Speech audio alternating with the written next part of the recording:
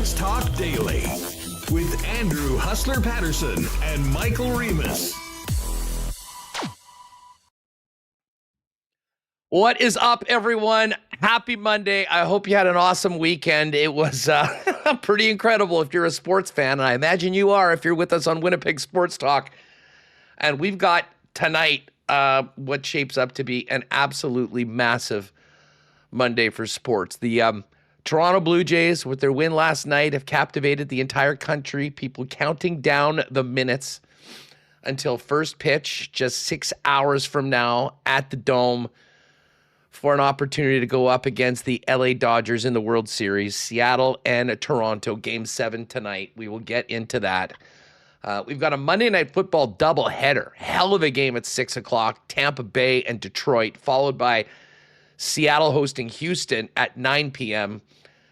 And, of course, the Jets are playing tonight as well in Calgary. First of two matchups this week between the Jets and the Calgary Flames.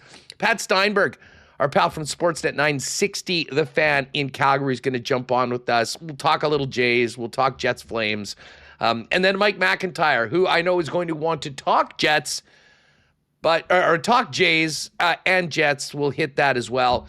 We're not forgetting about the Bombers, who, well, as I say, credit to the Bombers social media team, who I thought completely encapsulated Friday night at Princess Auto Stadium. After the 17-16 victory, they simply posted up a graphic, Winnipeg 17, Saskatchewan 16, with 5 letters that just said, "We won." Yes, it was a win. There wasn't much else to talk about from that win, but they got it done. The Bombers are going to the playoffs, and we still don't know exactly. There it is. We won. Final. Classically understated. There is still a number of scenarios as to where and who the Bombers will play. None of them involve, we'll get to all of them because it is a little bit complicated, but there is a chance that I guess now with Calgary's win, like, we're going on the road, it's probably going to be Montreal, which of course sets up a very bizarre scenario that the Bombers and Alouettes are going to be playing on Saturday afternoon, with the Alouettes potentially knowing already that they are hosting the Bombers in that game.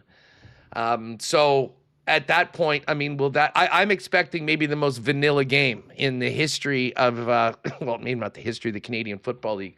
I'm sure the coaches, if they could just kneel their quarterbacks for 60 minutes, would do it. Not great for the integrity of the Canadian Football League. But the bottom line is there's a very good chance that this will be a dress rehearsal for potentially a game the following weekend for a trip to Hamilton for the East Final. Now, Hamilton's playing Ottawa to kick off on Friday, so Montreal will know whether they're locked into the 2 seed or have something to play for come Saturday. But we'll get into all of that with Derek Taylor a little bit later on in the program. We'll hit the Coolbet lines, as I mentioned, a very, very busy one. We're going to start it off with a little Jays talk. Of course, Jets, what a night, Saturday night at Canada Life Center. Big win over the over the Nashville Predators. Mark Scheifele becomes the franchise career point leader, passing Blake Wheeler on a beautiful goal from Kyle Connor. And then, for the first time ever, Logan Stanley. Now, listen, I know if you just follow social media, people are really negative about him. This, I think, is the perfect example of the difference between what happens and people do online and what I don't want to call them real fans, but the fans that are actually in attendance. So Logan Stanley, couple hits, scores another goal, fought Michael McCarron, who's also all 6'7" of him, and the fans were chanting Stanley. Listen, I said maybe that was his best week of his career, just for good things happening to him. I would say that's even more the case if we include Saturday, because Big Stan had a nice game and certainly was getting the love from the fans at the building. Jets have won 4 in a row. They're 4-1 heading into Calgary tonight. We'll be all over that. Listen, big thanks to all of our sponsors that make the show happen each and every day. It was a great weekend for Coolbetters. If you were with us on WST Winners, I ran the table against the spread. Barry Horowitz, myself for that. And looking forward to this one tonight at 6 o'clock. Of course, our partners at Coolbet Canada, the Winnipeg Jets, the HSC Millionaire Lottery, Uptown Alley, Rolly's Transfer, St. Vital Dental Center and Canadian Club, Chud's Power Sports, Manitoba Battery, Clean Line, Boston Pizza, Royal Sports, Little Brown Jug. We'll get to a why not question of the day, and we will also fire up your fan feedback after a wild sports weekend for fansfirst.ca. One thing I just do want to mention before I bring Michael Remis in. Folks, it is a game day tonight for the Winnipeg Jets. And that means McDonald's game day deals are available all day long. So whether you're looking to grab a quick bite like right now, a late lunch, whether you're looking to get ready for tonight's game and settle in for both the Blue Jays and the Jets, or whether you want to, grab a win and post game, if you go to the McDonald's app, you can get every Winnipeg Jets game day either the iconic Big Mac or a filet of fish for just $4.49 plus tax. What you got to do is open up the McDonald's app, and if you have it, one of my favorite apps in the phone, and then just simply go to offers, game day deal, click it.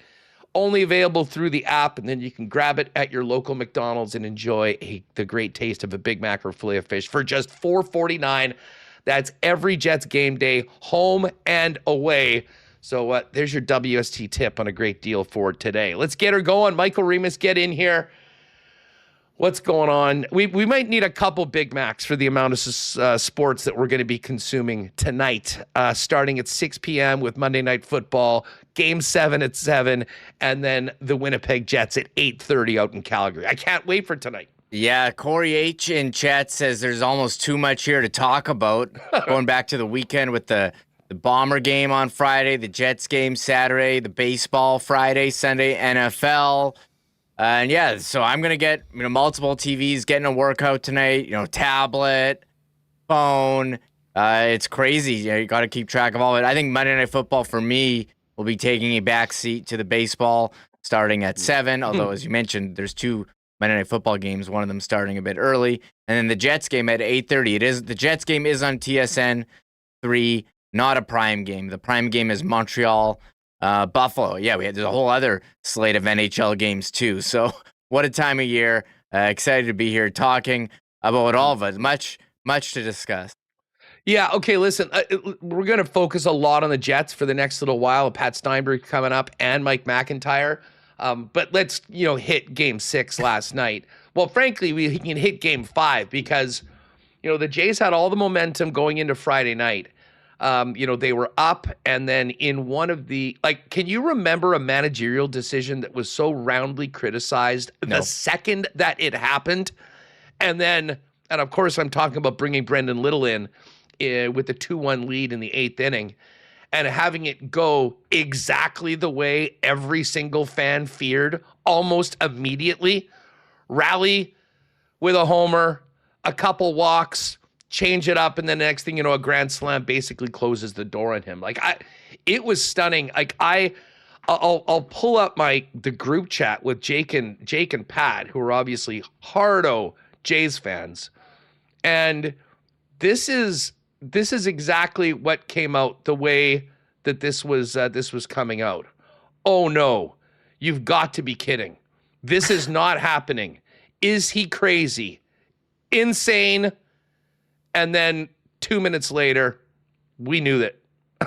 So, the bottom line is that's in the rearview mirror because an incredible performance from Trey Savage last night, and Senor October, Vladimir Guerrero Jr., his 6th bomb of the playoffs.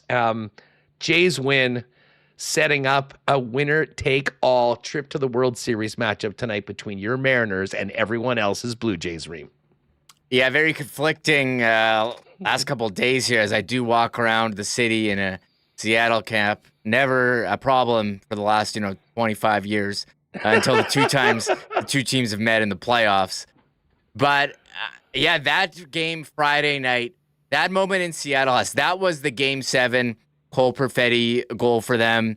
That was Adam Lowry scoring in overtime with the Suarez homer. That's a franchise that's never been to a World Series. You're about to give up, a 2-0 lead to make it 3-2 to Toronto, you think, and they go with this decision to bring Little in the bullpen against the heart of the order instead of your closer, Hoffman, which they did yesterday, seemingly admitting that they had made a mistake. And I agree. It was actually crazy watching the postgame on Sportsnet. They probably have like 5 different panels there. They got Jamie and Buck. They've got Hazel May on the field. They've got, Joe Siddall. They got so many guys. They're all just dumping all over John Schneider and the decision to bring in Joe Little. Siddall went off. Yeah. And I mean, and listen, for everyone that thinks like, oh, listen, the Jays are a Rogers property and they're all Rogers employees. And listen, for sure, it's a Homer broadcast. Don't get me wrong. I'm not sitting there saying that if you turned it on, you wouldn't know whether it was a Blue Jays or Mariners broadcast. But props to Siddall for having the stones to absolutely nuke Schneider in that case when he absolutely deserved it. He said what everyone was thinking, but then they moved on. They had the day off. They got off on it last night. And, listen, Savage was in trouble in a few occasions. And for him to come out and get ground balls in back-to-back innings, and the Jays actually turned double plays in back-to-back-to-back innings, but to have it happen twice with the bases loaded, that was devastating for Seattle last night. And then when it came to the 8th inning, it did not go to Brendan Little in a 1-run game. It's so crazy. They went to Hoffman, and Hoffman looked as good as he has in the past few months, getting all 6 outs. And now it's time to get Game 7. And by the way, one other thing that was just incredibly cool. The interview with Vlad Guerrero afterwards. I was asking Dusty about this. Like, do you think, was that just a cameraman that decided to circle around Vlad twice to get the full shots of the entire stadium looking, standing, and screaming at him? It was definitely one of the coolest shots I've seen in sports television. And then he does the 2 revolutions, comes around, sets it up on Vladdy, and Hazel asks him something like, are you ready for Game 7? And he just goes, I was born ready. Born ready. I mean, that was, as incredible as the game was, that moment I think got people so fired up. I mean, Game 7 cannot come soon enough tonight, Reem. Yeah, the 2 greatest words in sports, and it was a great start from Trey Savage, and credit to the Jays for taking advantage of mistakes made by Seattle. The 2 errors, early on in the game really set the tone. Julio Rodriguez unable to field the ball cleanly in center field. Suarez, the ball's in the glove. He can't make the throw, and they're able to capitalize. And, I mean, this was a stat that Tim Booth of Seattle Times put out, that in the Mariners wins this series, the Blue Jays hitters from 5 to 9 in the order are 6 for 53, 113 batting average. But in the Blue Jays wins, those same hitters, 5 to 9, are batting 23 for 54, 426. That's 5 doubles, 5 homers, and 18 RBIs. And notably, the back-to-back homer games from Jimenez in the 9th spot. So the Blue Jays lineup, when they're on, everyone has been hitting. And Seattle, you just kind of have to shut down the heart of their order. And, they've had some hits from some of their big guns. Rally, Naylor's been pretty good, but the bottom of the order gets pretty thin. And they're rolling with Shane Bieber, tonight veteran, and Seattle's going with George Kirby. But both teams are going to have starters available in the bullpen, and that's going to be the most fascinating part, because Seattle had beat up on Toronto's bullpen. They were able to lock it down, Game 6. But the previous games, they really took advantage. But with some starters available, is it going to be Scherzer? Are we going to see Gausman? That's going to be the big chess match here when all the stars, and how long a leash the actual starting pitcher has. So it's going to be a fascinating game. Yeah, no no doubt about it. And we'll see. Does Mad Max make an appearance tonight potentially? I mean, he should be good to go if need be. The one thing I'll say that doesn't get enough credit when we talk about the Blue Jays' success. And part of the way that they're built is they really did prioritize defense. The trade for Dalton Varsho was made because of what a brilliant center fielder he is and what he can do defensively, as well as at the plate. But, they were trading Marino and another player. I mean, that was something that was really, I mean, Jimenez as well. Gold Glove infielder, not necessarily a big hitter. Now, he's hit 2 monster 2-run shots that, in my opinion, really sort of changed the series. But, man, you saw the defense on display last night. Although, give you Savage credit. I mean, it wasn't like these were miracle double plays. He got the Seattle hitters to put the ball onto the ground to areas that they could turn to. And the Jays, with a heck of an infield and a great defense, did that back-to-back innings with the bases loaded, which was absolutely massive. So I'm sure Mike and Pat will have some takes on the game. This will be a common theme throughout the show. Just before we dive into the Jets, Remo, any thoughts on the football game on Friday and the Bombers now that they do have the X beside their name? But I have to say, everyone leaving the stadium on Friday was somewhat underwhelmed with their performance against the Saskatchewan backups. And now knowing that they're going to be heading on the road, this team is going to need to be road warriors. Well, I enjoyed the tweet from the Bombers social media team. It was a win. They got the job done. It wasn't the way that you thought it was going to go, and I think you have to give credit to the defense. They shut down Jake Mayer and Jack Cohen, who are starting a quarterback in place of Trevor Harrison. I think the defense has really carried the team since Labor Day, and they've really held quarterbacks, but it's the offense that has had good games like the one against Hamilton, but has also had really inconsistent games with, turnovers, I think has been a theme for the season. But I think another theme has been questionable play calling and usage. With Nick Dembski out and Ontario Wilson injured, I really thought we were going to see a ton of Brady Oliveira there in the second half. And he got, 2 carries, and then for 5 straight series, didn't even see the ball. They had 5 straight 2-and-outs. And then with the game on the line, they finally give him the ball, and he rips off a 16-yard run for a first down. Full disclosure, I had Brady Oliveira in my fantasy lineup, but you think that you'd find whatever way you could to give the MOP the ball. It's not like what they were doing was working. I mean, how many series in a row do you need to not get a first down to be like, hey, let's hand the ball to Brady, or let's find him in a screen pass. Hey, we're missing our 2 top offensive weapons. Let's throw it to Tua Ellie for a pass. So I think that's just been something that's been strange, the play calling all year.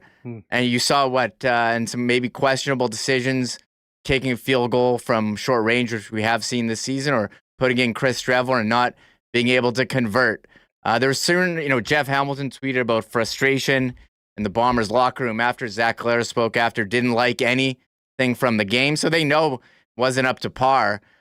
But I think, if you ask me about the Bombers' chances, I think if they figure out a way to put it together, going to be tough without Dembski, who didn't practice today. They're certainly capable of winning on the road, but it's just been so inconsistent all season. But the defense gives them a chance for sure. Yeah, I doubt any of those guys are going to play. I know the first 12 on 12 reps. We'll talk to DT about this later on. No Oliveira, no Pokey Wilson, no Zach Caleros. So, hey, you got to make sure your best players are ready to go. Why not question of the day for Not Autocorp at Waverly and McGillivray? By the way, hit them up right now. Their winter tire program is in effect. If you need to do financing on winter tires or get yours changed. This is from our pal Boring Sean Monahan. Which win was uglier? Friday over the Riders or the infamous 3 completion Ottawa game? Oh.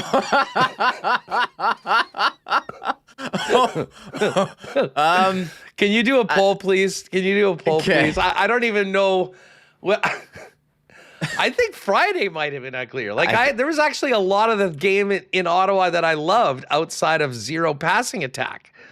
I mean, there was no attack at all. This was a lot of 2-and-outs. Yeah, I'm voting Friday. That's my vote. Please let us know in the chat for the why not question of the day. And hopefully that's the last game that we're speaking of in those terms. And the Bombers can bring their best when it really counts. And that's in 2 weeks, likely in Montreal as the crossover team. Listen, we're gonna get to the Jets right away. And Pat Steinberg is going to pop in and join us. But let's give a big thanks to our friends over at Uptown Alley on board with us at WST. If you have not been to the new Uptown Alley facility that's built at 1301 St. Matthews, you have got to check it out. It is truly the prime spot in town for incredible fun, whether you're with the family, whether you're with a bunch of friends, or for doing parties or bigger events. They've got it all there. 5-pin alleys, 10-pin alleys, a massive gaming section where you can win coupons for some great prizes. The kids always love that. And they do have a daily deal every day. Also get the Jet games up, all the sports in the bar, and amazing food, by the way. That's the other thing that kind of really blew me away when I was there, just how awesome all the food is. You can see some of them in the video that's playing right now. But the bowl and play specials, a daily deal they've got after 9, 90 minutes of bowling and a $10 arcade card. It's $20.49 per person for 5-pin, $22.49 for 10-pin. And of course, they've got amazing group and corporate events.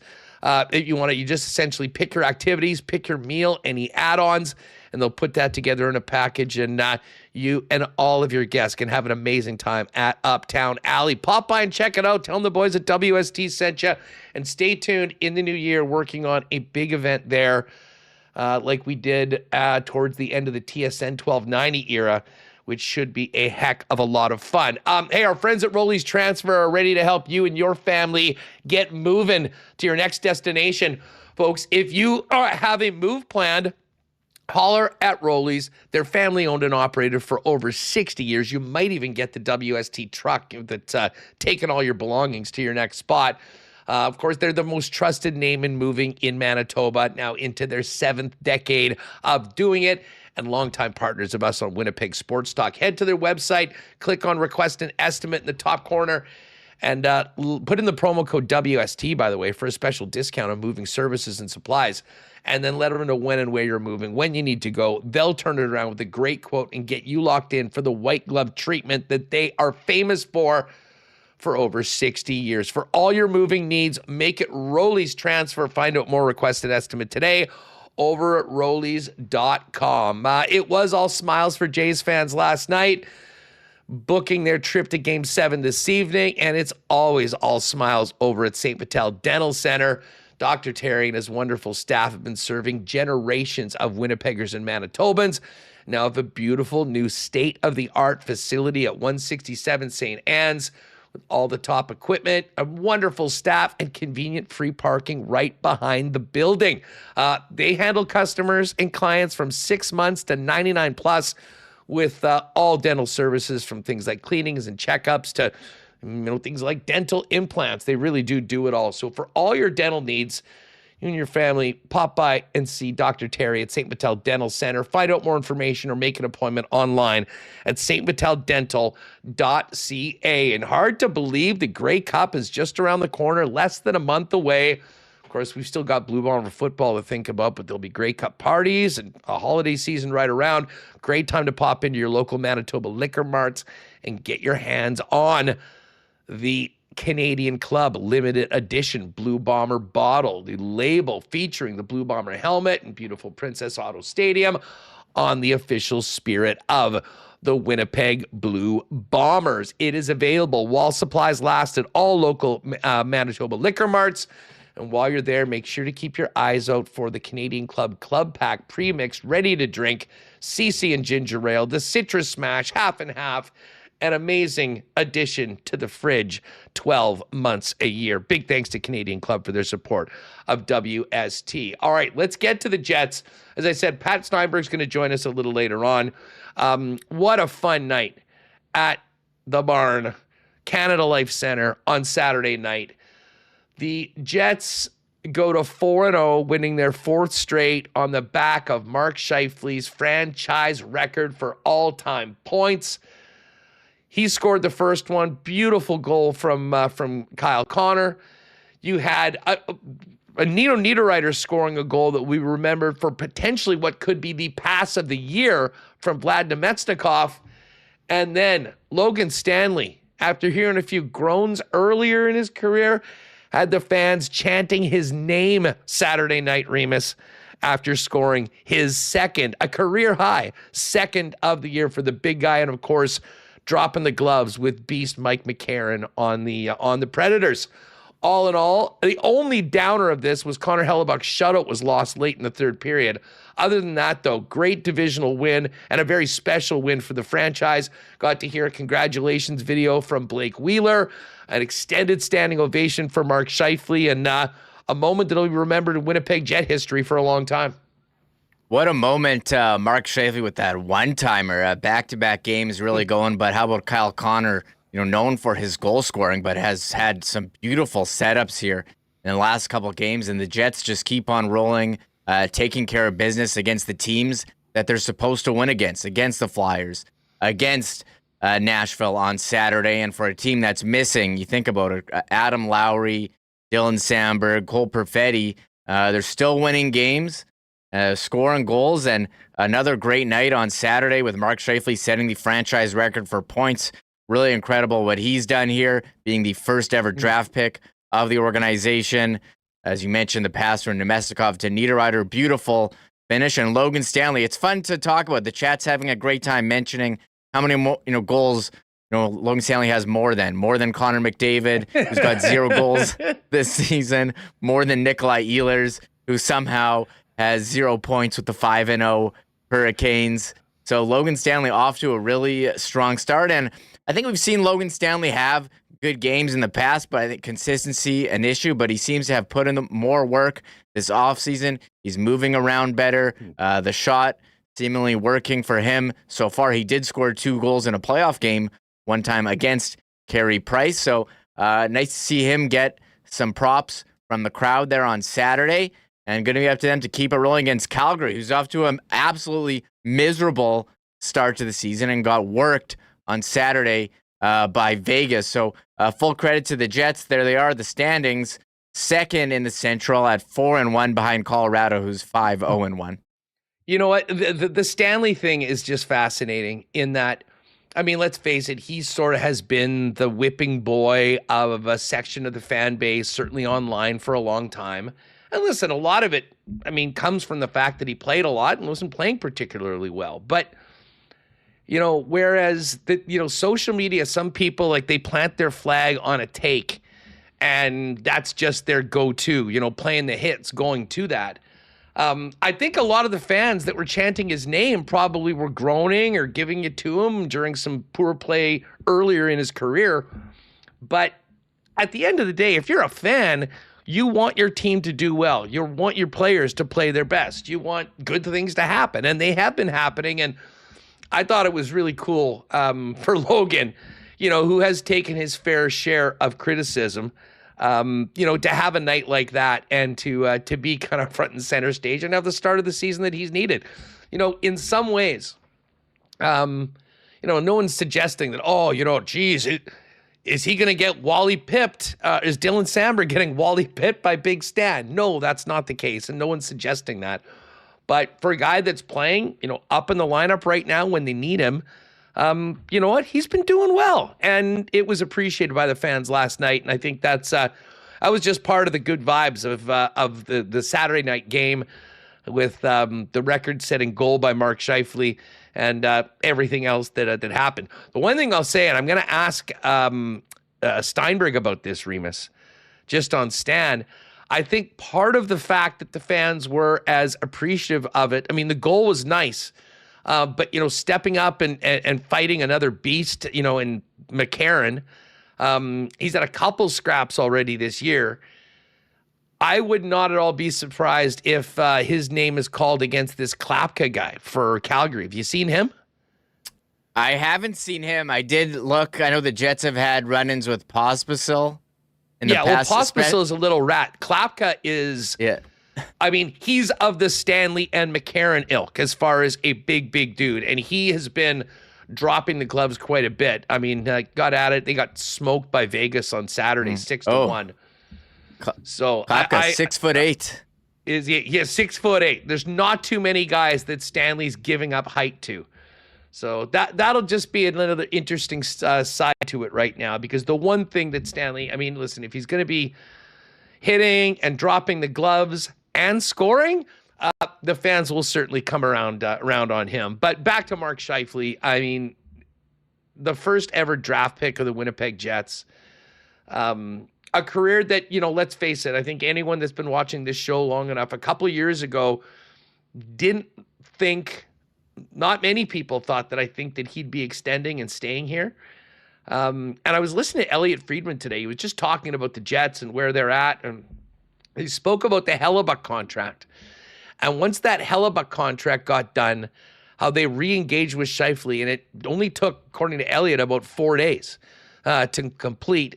And they dropped both of them on that same moment. And everything has been different since then, I felt, for Mark. I mean, the way he's felt about his position in the organization, focusing on the long-term goal. And now those two signings have led to a whole bunch more guys re-upping and sticking around long-term, and Pionk and Velarde and Kyle Connor now. And listen, it's been a nice start. The other bit of great news, Remis, I don't know if you want to pull up the pic from our pal Dave Manouk from Illegal Curve, but some nice developments today down at the Iceplex, as not only was Adam Lowry on the ice in the IR skate, but so was Dylan Sandberg, and so was Cole Perfetti. So while the team continues to get some wins right now and try and take care of a bit of a softer couple weeks in their schedule with non-playoff teams, I think the incentive, especially for guys that might not be automatic regulars in the lineup, to continue to show what they can do, knowing that there's some guys coming back soon, and it's going to make it that much more difficult to get into a lineup of a team that won the President's Trophy last year. Yeah, they had the loss against Dallas, but have ripped off 4 wins in a row. And, we did see a lineup change over the last game with Chibrikov coming out, Pearson going up to line 2, and Ford coming in. But who do you take out right now? Some tough decisions are going to have to be made. Cole Perfetti skating, as you mentioned, Dave Manouk with that video of Lowry, Sandberg, and Perfetti. And, Lowry's coming in. What a boost that would be to have Jonathan Taves and Adam Lowry down the middle. And Dylan Sandberg, what he brings to defense would really stabilize that second pair. So credit to the Jets. They're really squeezing other teams, winning the games that they're supposed to win. And you can't say that, can't say that for everyone. You play who's in front of you. Would like to see them rematch, against Dallas, or, what they look like against Colorado at some point in the season. But next up is Calgary with the Jets at 4-1 and Calgary 1-5. A big opportunity for them to, increase the record here from 4-1 to 5-1. Well, they've got the Flames twice this week, of course, at home on Friday. And that'll be the second end of a back-to-back Seattle Kraken in town on Thursday. But I would say this would be nice if this game was Tuesday instead of tonight, because Game 7, Jays game, Monday Night Football doubleheader, would have been nice to kind of spread it out. But we got it all loaded up tonight, 8:30 start Winnipeg time for the Jets and Flames. We will hear from Scott Arniel and Mark Scheifele a little bit later on in the program. But let's head right out to Cowtown, where the Jets and Flames will be going at it tonight. My pal, the host of Everything Flames on Sportsnet, The Fan 960, Pat Steinberg joins us now. Patty, what's up? How are you? Good, Huss. How we doing, man?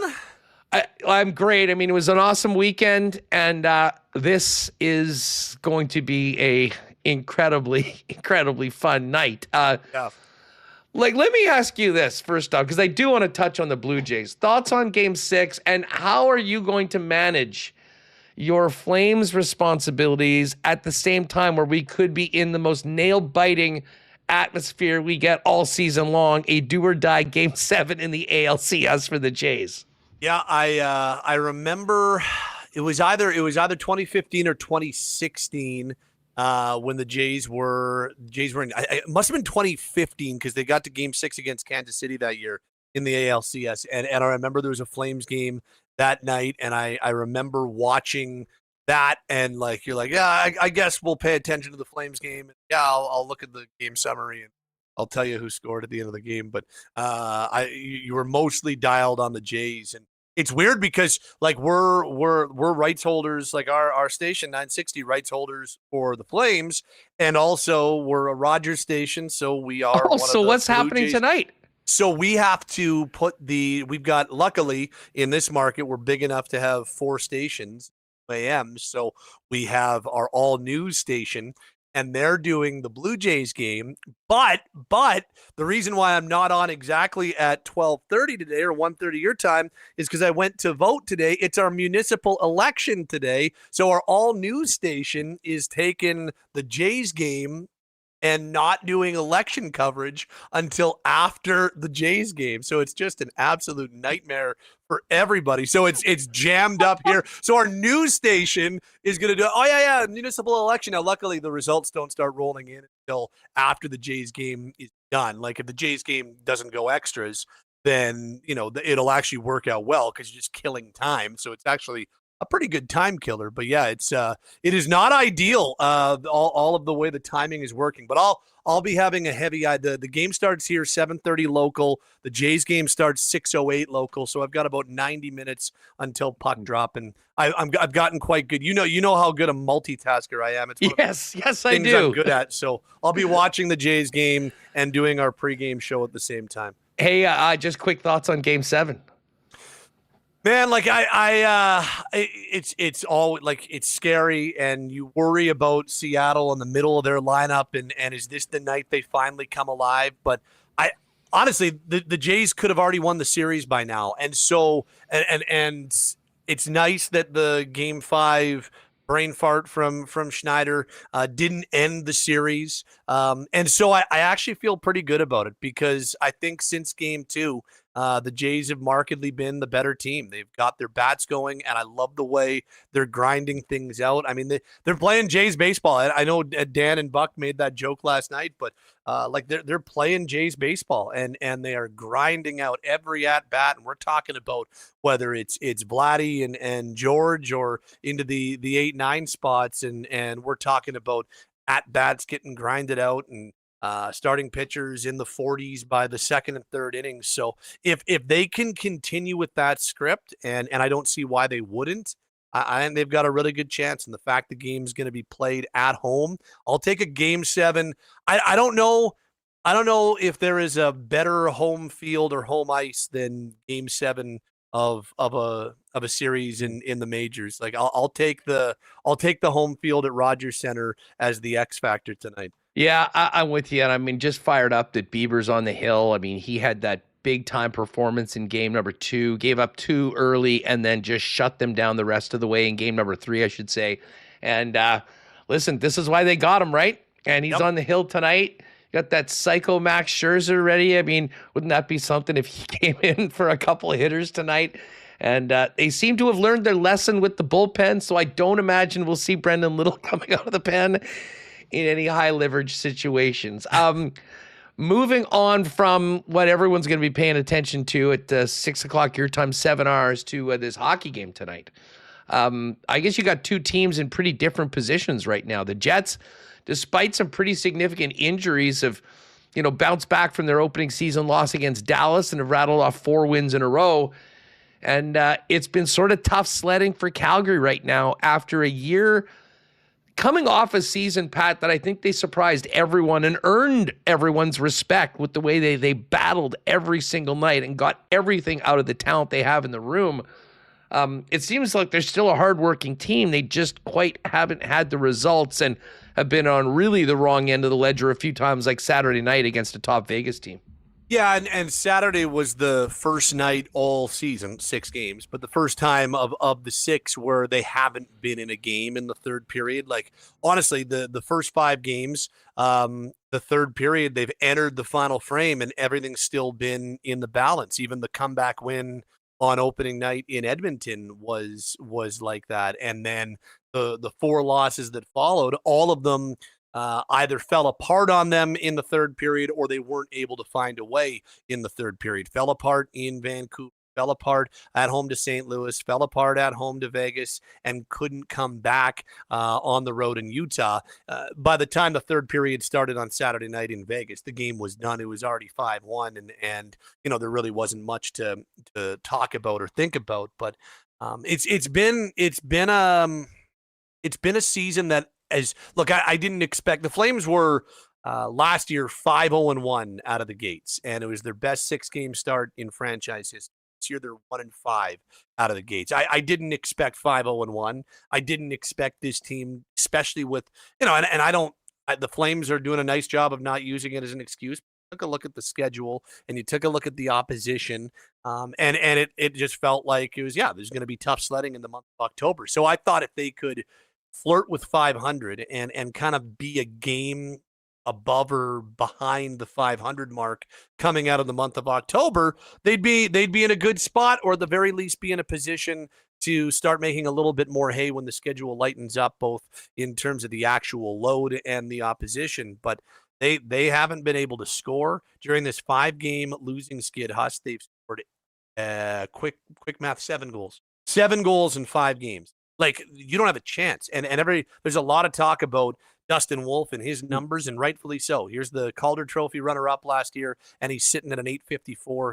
Pretty much every model, whether it's Stathletes or Money Puck or Jay Fresh or whoever does these, he is last in the league in terms of goals saved above expected, or in his case, like he's in the -7 to 12 range, depending on what model you look at in terms of goals saved above expected.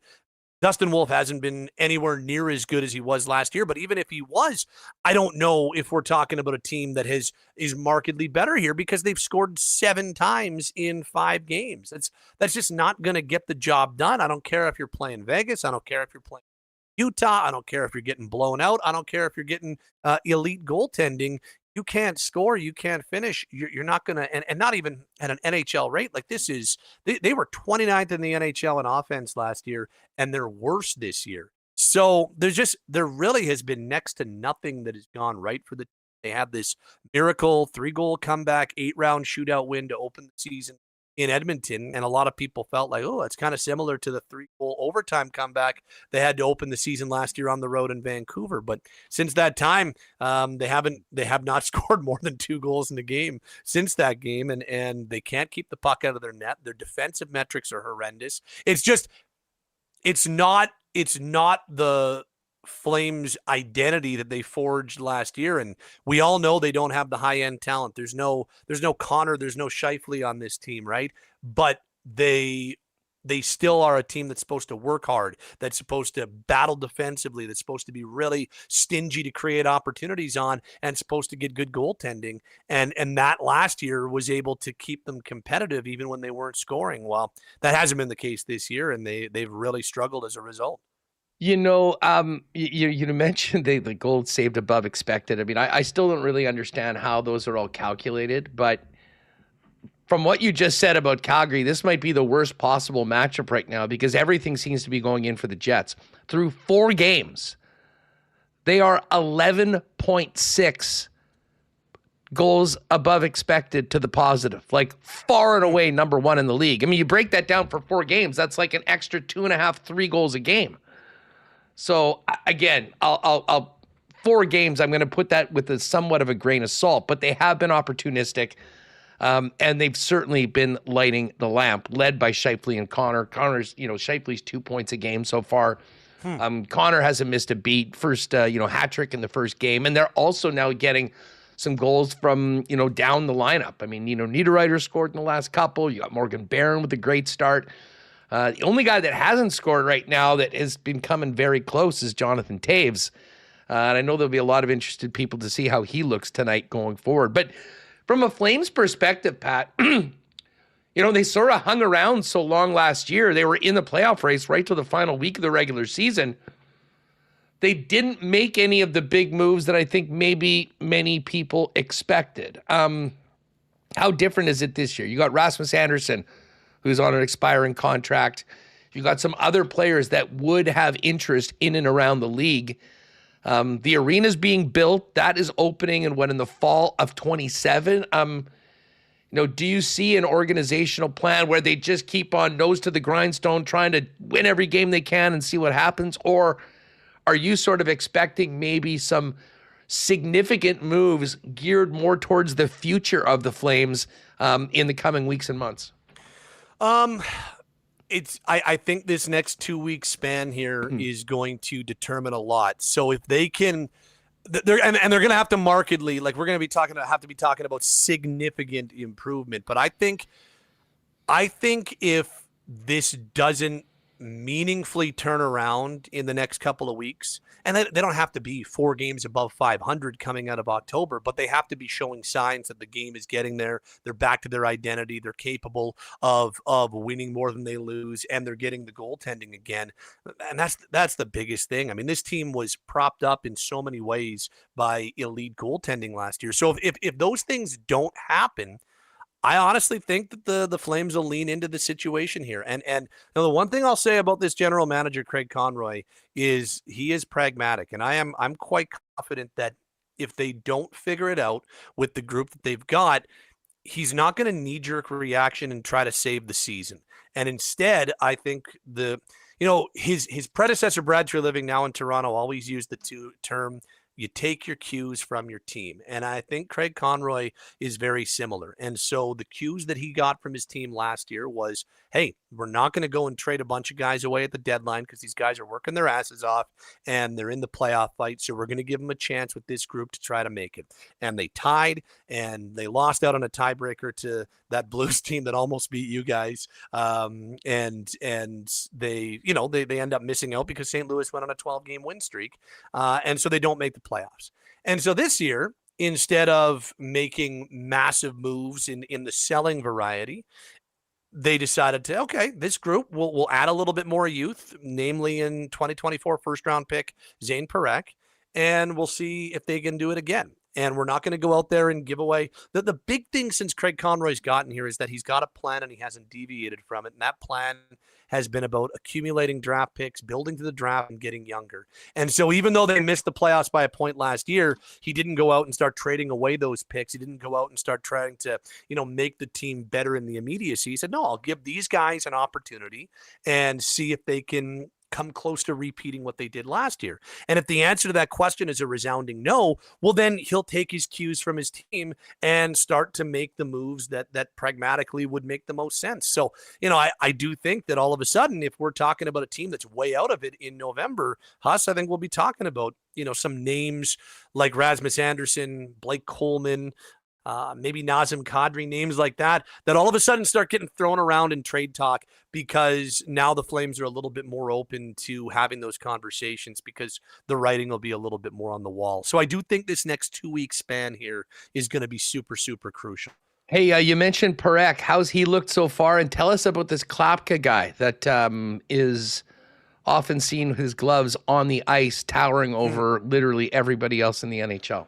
So Parech's been better every game. So he sat out the first 2 games. The team was, the one thing about Zane Parekh is that he has got a high-end ability offensively, and, he's got some defensive deficiencies. Lots to learn in his own end.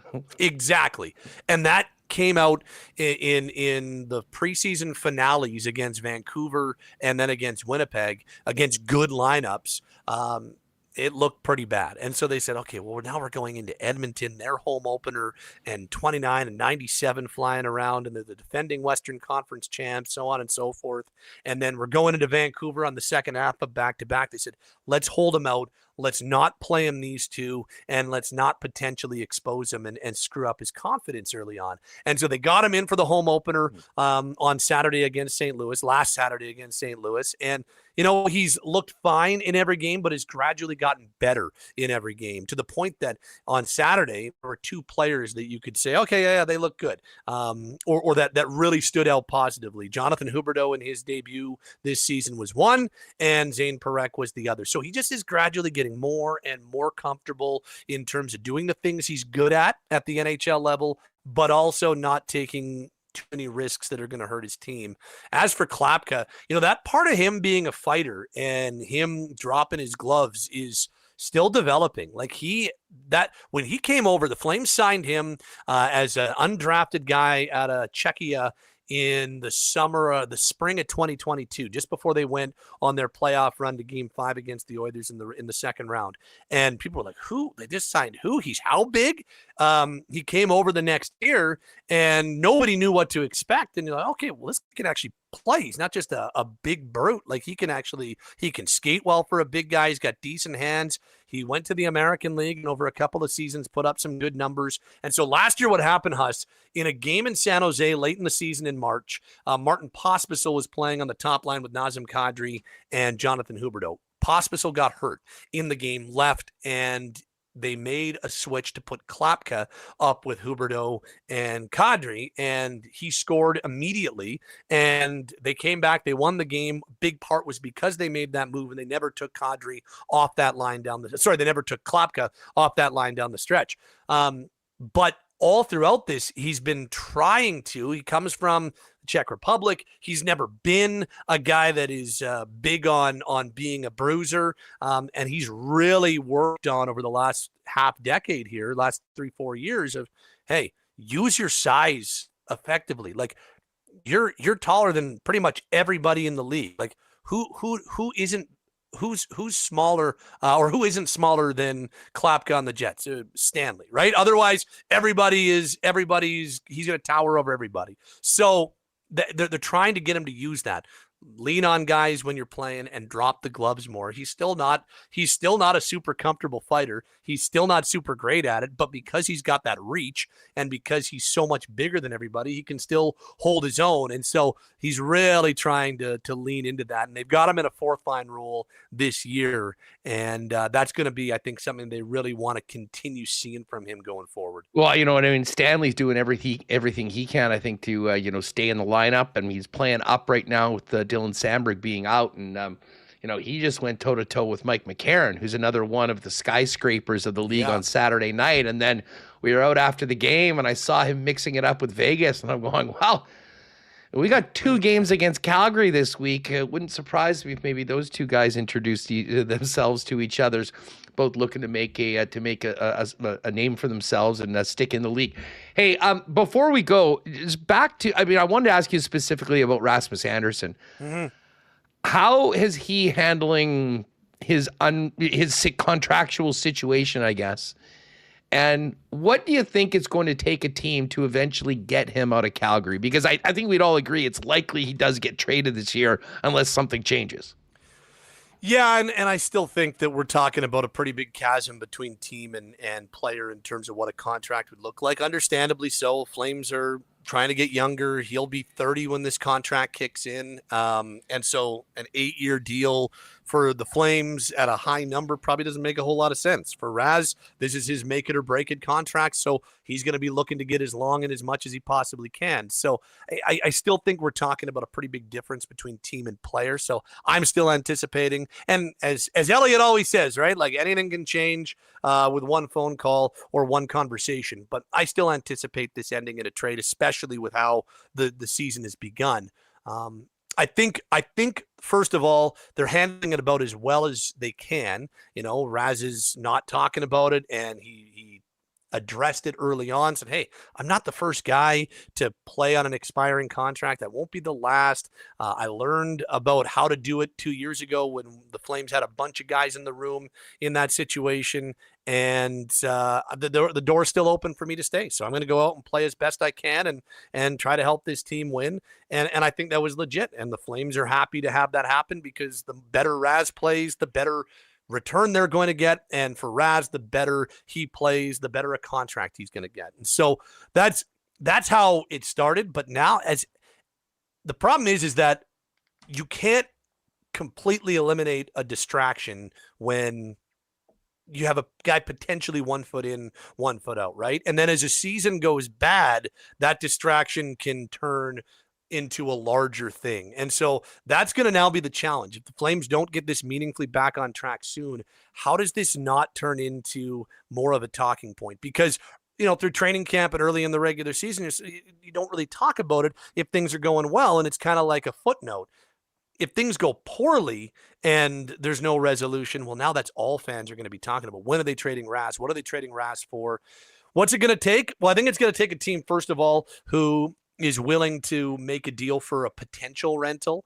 And because, the last we checked, Raz was not willing to just re-up with whoever acquires him. He wants to, he wants to see how it goes and wants to continue to build his case to get a better contract and have more leverage. And so that's kind of what held things up in the summertime, is that teams were inquiring and there was interest. And, we believe Los Angeles was a team that was very, very ready to bring him in, but he wasn't ready to sign long term. So they weren't willing in the summertime to do an expiring contract. Whereas you get into January, December, and a team really needs a right shot defenseman, whether it's Vegas or Dallas or Los Angeles or whoever. I just feel like there's a little bit more of a willingness to take on a potential rental and see where it goes. And so I think that's what it's going to take. And then if you're the Flames, you try to get the best possibly you can for it. I think a first-round pick would be the non-negotiable, and see what you can get from there. Yeah, I mean, he's a guy we talked about a lot last year. And I mean, you look at the way the Jet defense is built right now. And I mean, the thought of bringing Rasmus Andersson on that right side to play with Josh Morrissey and, allow Dylan DeMello to play lower in the lineup, and Kevin Cheveldayoff's been aggressive before and, usually closer to the deadline. I do wonder, just because there's not a lot of elite right shot defensemen out there, I do wonder if a Chevy or some other general manager sees the situation in Calgary and puts a really aggressive move in November to get him, not just for the playoffs. You can maybe hold your nose and pay a little bit more of a premium to get a player like that that's coming in, not just for 6 weeks in a playoff run, but to help you do that and build with your team all year long. And, he's the one guy in that lineup I think we all look at every night, realizing that it's a pretty unique situation. Well, not necessarily unique situation, but unique to that team and where he might go. And whoever gets him, assuming that he is dealt, is going to be adding a player that is going to be able to make a big impact, most importantly, at playoff time. Patty, I know you got a busy day coming up. Really appreciate you jumping on. It's always great chopping it up with you. Enjoy Game 7. Enjoy multitasking tonight. Can you see that? Go Jays. Let's go. I do see it. Have a great one, pal. We'll look forward to catching up again real soon. And, of course, 2 games this week between these two teams. So lots of Jets and Flames talk for us to dive into. 100%. Thanks, Huss. Appreciate you, pal. There's Pat Steinberg, the man himself. You can catch him at all hours on Sportsnet, The Fan 960. Had the pleasure of doing shows for a couple years with Pat and always love having him on the program. We're going to get back out to Calgary and talk to Mike McIntyre, who is at the Dome right now, getting ready, the Saddle Dome, that is. I do want to thank Princess Auto for their great support of WST. Of course, there is one more time will be a Princess Auto this season to watch the Bombers. For sure, that is Saturday afternoon against the Montreal Alouettes. And then, of course, the 2025 112th Grey Cup also at Princess Auto Stadium.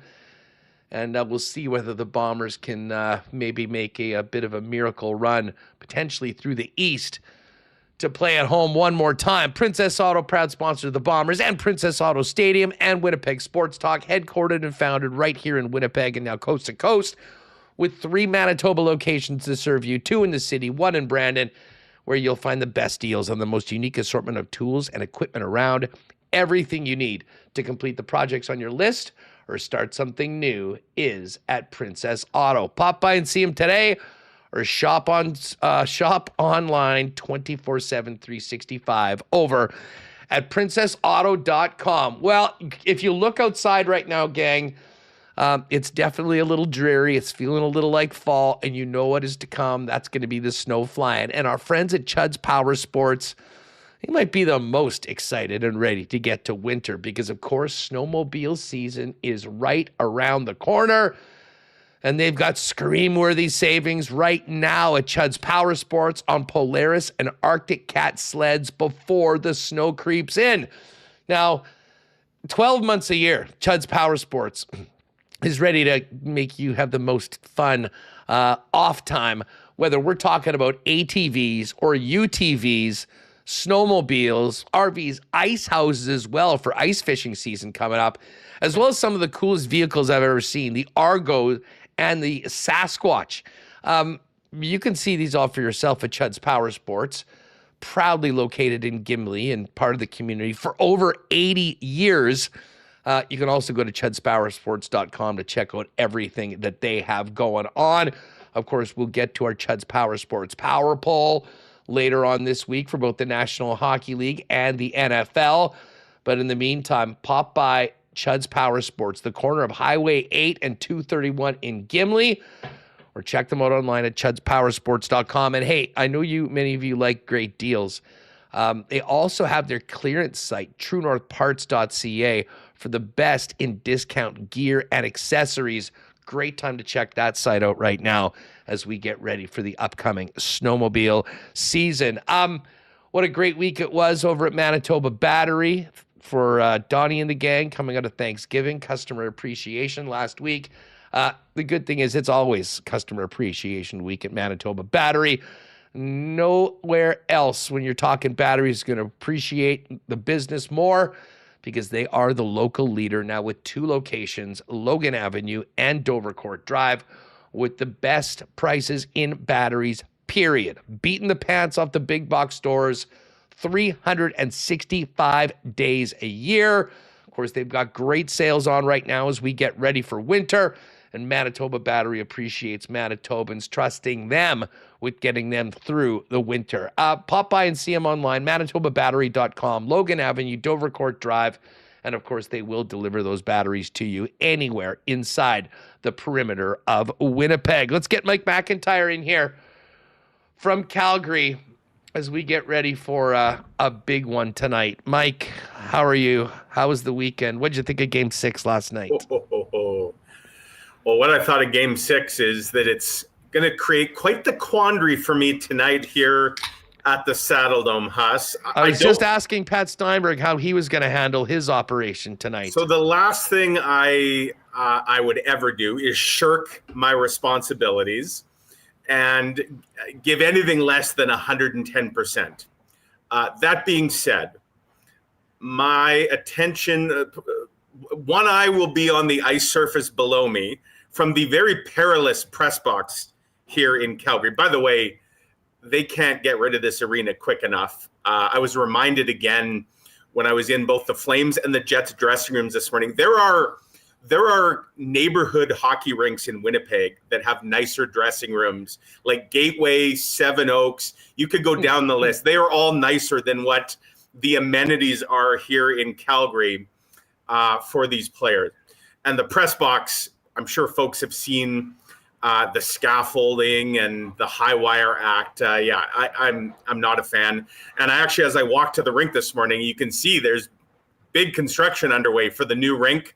It's already, they've got all kinds of cranes in the sky and plows in the ground. So they're 2 years away from that opening. Can't wait for that.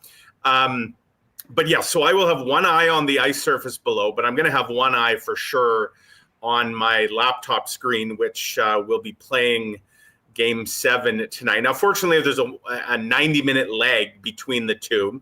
So I'm guessing by the time we have puck drop tonight, Jays Mariners should be somewhere in maybe the 5th inning or so.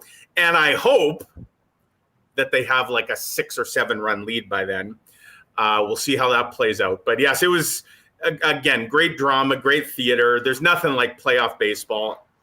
I just love it. And of course, I love it even more when the team that I cheer for is on the cusp of doing something they haven't done in 32 years. So makes for a great game tonight in Toronto. I've got serious FOMO that my pal and coworker Kenny Wiebe is going to be there once again. He's been a bit of a good luck charm, Huss. The Jays are 3-0 in playoff games that he's been at this year, so he's going to try and make it 4 for 4 in the building tonight. And yeah, I'll be cheering from the press box here in Calgary. It was just before we kind of focus in on the Jets. It was a unbelievable night last night. I mean, the defense, and I mean, listen, they weren't even spectacular double plays. They were just things that you expect from not just, I mean, I would say any major league infield, right, but especially one of the best defensively in the league.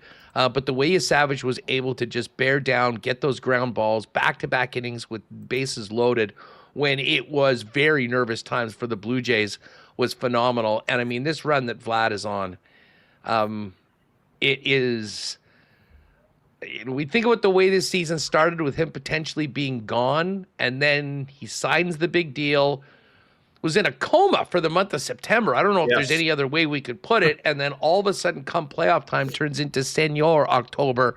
And I was just talking with Remis right off the bat. The interview afterwards of him, the crowd, I was born ready, ready. How about the camera work on that? That was like a movie. I mean, honestly, you would think they rehearsed that the way he paused before he said it and let the cameraman do the full 360. Two 360s. Two 360s. I didn't know whether that was a special camera because it was pretty quick. I mean, if he did that, whoever the camera guy is, if he did that just on foot, racing around, I don't know what the awards are for camera guys. I'm sure there are. I mean, you get Emmys and all this other stuff. I mean, that was as good as it gets. And then you want to talk about a guy that's been ready for the big moments. He had his big moments on the field, and I thought made a post-game memory for Blue Jays fans that they'll remember for a long time, especially if they can get the job done tonight. And, I know there's a lot of newer fans that are maybe tuning in that don't watch a lot of baseball. And I've seen some people say, okay, what's the comparable of what Trey Savage has done here to say hockey, a sport that maybe there really is no comparable. I guess it would be like a player in the course of 1 year going from junior or college hockey to the ECHL to the AHL.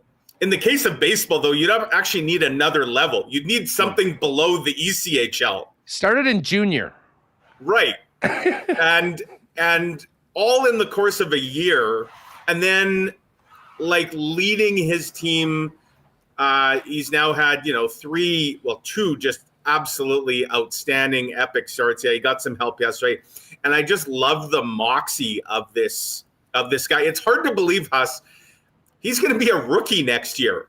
Next year, he'll be a rookie. He's doing all this he's not even, it's as a pre-rookie. It's crazy. And I'm curious to see, a lot of people, I did not enjoy John Schneider's bullpen deployment. I don't expect we will see Brennan Little in the game tonight. It is interesting that he said last night, Haas, that literally everyone on the roster, every pitcher is available. That tells me that we could see now, hopefully Shane Bieber just doesn't need a lot of help tonight and he's dealing. But if help is needed, you could see some crazy things tonight. You could see Max Scherzer out of the bullpen. You could see Kevin Gausman out of the bullpen. In fact, I expect we're going to see those. You could see Gausman closing the game tonight if it comes down to that. I mean, Hoffman threw the 2 innings last night, but yeah, there's playoff baseball is just such great theater, and guys, do things that maybe they don't normally do. You see sluggers lay down bunts and sacrifices and stuff. So it's epic. And, there's a little part of me, Huss, that feels like all of this, whoever wins this is just being set up for slaughter at the hands of the Dodgers, who look unstoppable.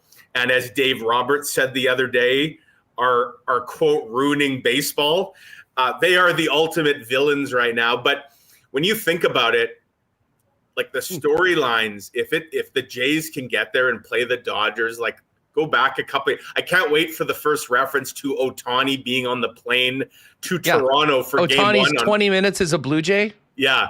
And then even Rory Sasaki, who's now their closer, then the Jays were in on him, and that's how they got Miles Straw and Andres Jimenez and all. It's just great theater. And I just hope. I mean, this has been a fun season. There's been so much fun this season to watch the Jays. I really hope it doesn't end tonight and we get another week or so of drama. I said to Reem earlier on, I think we should just acknowledge or recognize whoever wins tonight's Game 7 as the MLB champions, because it feels like they're going up against the intergalactic all-stars or something final like boss. that. And the thing is, I'll say, I love hating the Yankees. I have a much harder time hating the Dodgers just because of how, they have some of the brightest and most popular stars in the game. Yep. I mean, Mookie Betts, Ohtani, and by the way, I mean, what Ohtani did on Friday, we're still trying to, you want to make a comparison. I mean, what athlete has ever performed better in their sport than what Ohtani did? I mean, to me, that's shooting. Oh, and 3 home runs. Yeah, that's like shooting 57 at the Masters or something like that. Like, it just simply does not happen. 3 homers, 10 strikeouts. It would be Connor Hellebuck getting a shutout in a Stanley Cup final game and also scoring a hat trick. Yeah, pretty much. It's harder, not quite that easy to pull off. Let's get to the Jets. And before we get to tonight's game, let's go back to Saturday. Big night for the franchise. Big night for the franchise first ever draft pick. Mark Scheifele becomes the all-time leading scorer. Hellebuck had a great game. Unfortunately, his shutout was lost late in the game. Nino Niederreiter scoring on what's the early candidate for the pass of the year by Vlad Nemestikov. And on the list of things that were unexpected, a loud Stanley chant for Big Stan, who had a fight, scored his second goal of the year. I mean, for a Saturday night game in early October, that was that packed a lot in and sent everybody home with big smiles on their faces. It's not that I didn't expect to hear Stanley chants at some point in Winnipeg. I just assumed that they would be about the trophy. That, like, we want Stanley, as in Lord Stanley, the Stanley Cup. That just tells you that, Jets fans, we've seen some creative chants over the years, and the way that the fans can rally behind players and certain teams and moments. And there were moments in that game. Obviously, the fight in the second period, and that was a very tall order, a 6'7" guy taking on a 6'6" guy, more of a wrestling match than anything. Then the goal, the clapper past UC Saros, which I think replays showed it actually grazed a Nashville forward, Fedor Svechkov, and slightly altered its direction, but they don't ask just how many. And Logan Stanley, 5 games into the year, already with a career high in goals. Who knows? And I tweeted out, tongue firmly planted in cheek, that Logan Stanley is now 2 goals ahead of Connor McDavid in the race for the Rocket. Connor McDavid still stuck with a big 0 in the goal column as his Oilers sort of struggle out of the gate. But smallest of samples, obviously, but some good storylines surrounding the Jets, and none better than Mark Scheifele, who wasted no time in ripping, just a wicked one-timer. And, we're seeing, I'm curious to see what happens when Cole Perfetti's back, Huss. I've really liked Alex Iafallo on that top power play unit. He does a lot of heavy lifting out there, and he did some heavy lifting on that goal in particular. Made a really nice retrieval, and the temptation to maybe keep him up there might be a strong one. Maybe Cole Perfetti starts on the second power play unit. But whatever the case, we're seeing the stars shining bright early in the season for the Jets, and now we're seeing some secondary contributions, both from places you'd expect, whether it's Niederreiter and Nemestikov, as you mentioned, and places you wouldn't expect, like Logan Stanley.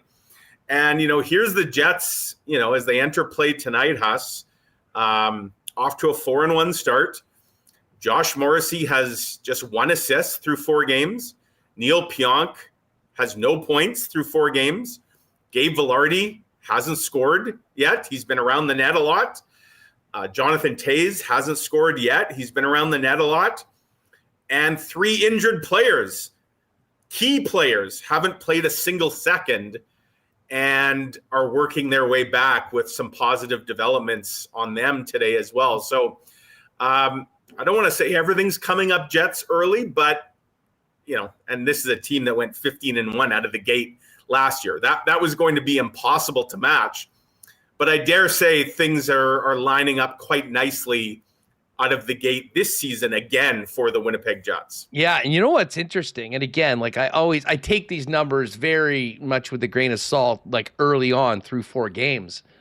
But I don't know if you've seen like the goals above expected so far in the league. Like the Jets are number 1 at 11.6 through 4 games, which is a stunning number. Like that's a number you might get after 40 games, not necessarily 4. And then you add in the guys that haven't been scoring, you realize what this team might be capable of. I mean, certainly things will come back to their level, but yes, that was an interesting note where the Jets are by far and away the number 1 team in the league.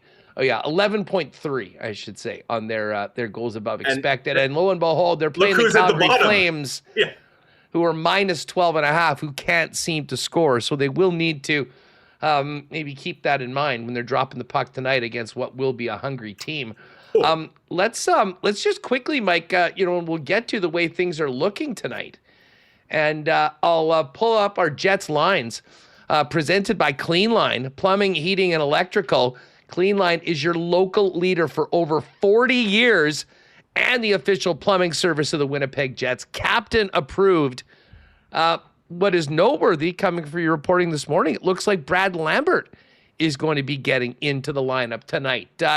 Here's the way it's looking. Connor Scheifele-Velarde, no surprise there. Nino Niederreiter and Gustav Nyquist with Jonathan Toews. Iafallo with Nemetsnikov and Brad Lambert. And then the 4th line, which has looked so good this year, Koepke, Barron, and Pearson. No surprise, no changes on defense. Morrissey DeMello, Stanley Pionk, Fleury Shen, and Connor Hellebuck. Let's talk about Brad Lambert's insertion. I think Parker Ford's been great. Yeah. Like it seems like whether you're Chibrikov, whether you're Ford, whether you're Brad Lambert, you've been given a game or two to see how things go. I know some people are like, oh, they're going away from Chibrikov. Well, there's other young guys they want to get in. I was underwhelmed with Chibrikov's first 3 games. I thought Parker Ford had a great first game and was, all around it on Saturday as well. Now this is Brad Lambert's turn to pop into the lineup, and he's got his work cut out for him considering the competition that he's got as well as the players soon to be returning to the lineup. Yeah, and I like the spot they're putting him in, and he's on the 3rd line, but there's some offense to be had on that 3rd line with Nemestikov and Iafallo, 2 veteran guys that should help him. And so we know what the Ford can do. Now they're going to take the Lambo out for a spin, Huss. Any other cars in the garage that the Jets can bring out? I think what we're seeing here, Scott O'Neill's talked about the 3 kids that made the team. And, that's Ford, Perfetti, Lambert.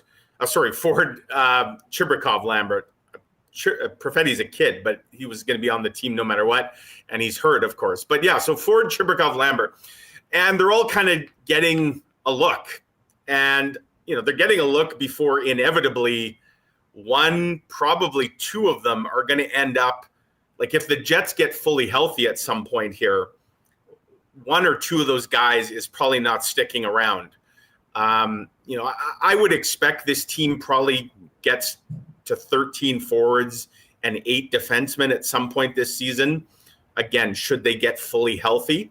And so, they've got 14 forwards right now. Perfetti's going to make 15. So there should be some competition between like Chibrikov, Ford, and Lambert, because I'd say there's a good chance there's only one of them that's sticking around should the Jets get fully healthy. So this is a big game for Brad Lambert. I'm with you. I've really liked what Parker Ford brings.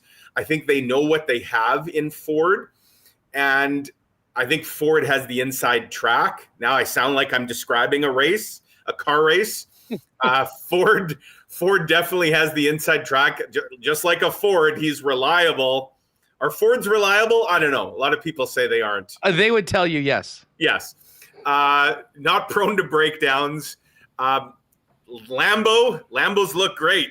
Luxury vehicle. Let's see if it can produce tonight. And, it'll be interesting to see what this rotation looks like we got the update from Scott Arniel earlier today that they think Cole Perfetti is ahead of schedule and on track to return by mid-November. So that's about 3 weeks from now, Huss. So I'd say the clock is starting to tick. And for these three guys, like, you know, okay, one of you show us why we shouldn't send you back down. Show us why you should stay in the lineup. So this will be Brad Lambert's chance. I wouldn't be surprised if by the end of this week, with the 3 home games in 4 nights coming up, like every guy might get in the lineup at some point this week. But again, that puts the onus on Lambert making his season debut tonight to have a strong showing to kind of make the case for himself.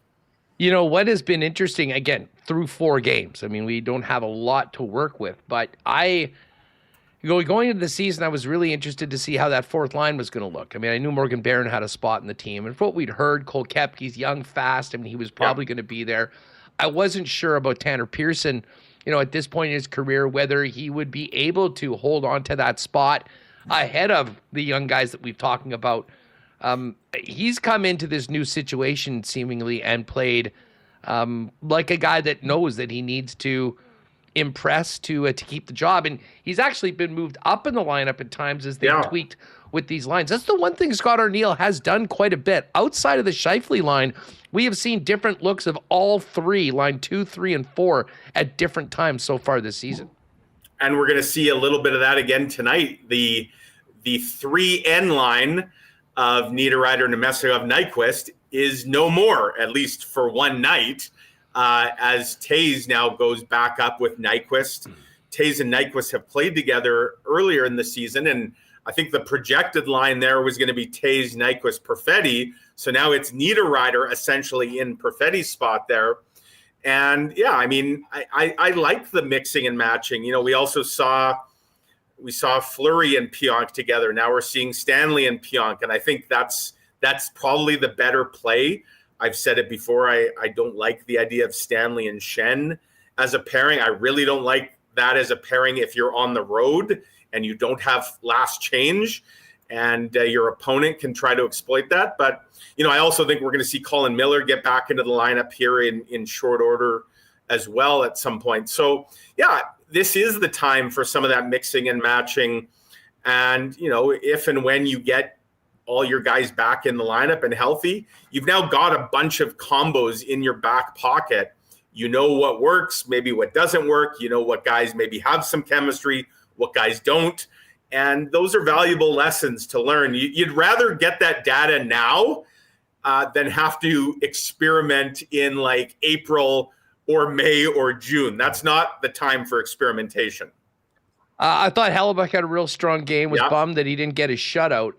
Looks like he'll be in the lineup tonight. Mike, you got Seattle on Thursday and then a back-to-back against Calgary. I'd imagine Eric Comrie's probably in for that game against the Flames. And then 2 big divisional games, Utah and Minnesota. And then it's the upstart Blackhawks. I'm kind of thinking Chicago and Calgary for a couple Comrie starts before Halloween. I do, yeah. Like I had actually thought at some point Comrie might play tonight, just to sort of go with the 2 games for Hellebuyck, 1 game for Comrie. But with the back-to-back coming up later this week, it makes sense. You know, Comrie probably wasn't going to play 2 out of 3. So, yeah, I think that's probably the plan. You know, I saw a number the other night, Huss. You talk about how good Hellebuyck was. I saw somebody pointed out that if that 1 goal didn't go in, that would have been his highest score ever for goals saved above expectation in a single game. Like it was, I know the score was 5-2 and 5-1. And the Jets were in, you know, they were in control for most of that game. That being said, Nashville, if you look at natural stat trick, like they had almost 5 expected goals. And most of that came in the second period where the Jets, I think, were shorthanded for half the second, and Nashville got a ton of chances. So, yeah, he was excellent. And I'm sure he wasn't thrilled to lose the shutout in the final, 64 seconds. Kind of a crummy play there with Dylan DeMello's stick breaking, some bad luck. They couldn't clear it. But I know for Connor Hellebuyck, he's not, again, this is a guy who's won the Hart. He's won 3 Vezinas. I don't think he cares as much maybe now as he used to about individual stats and accolades and stuff like that.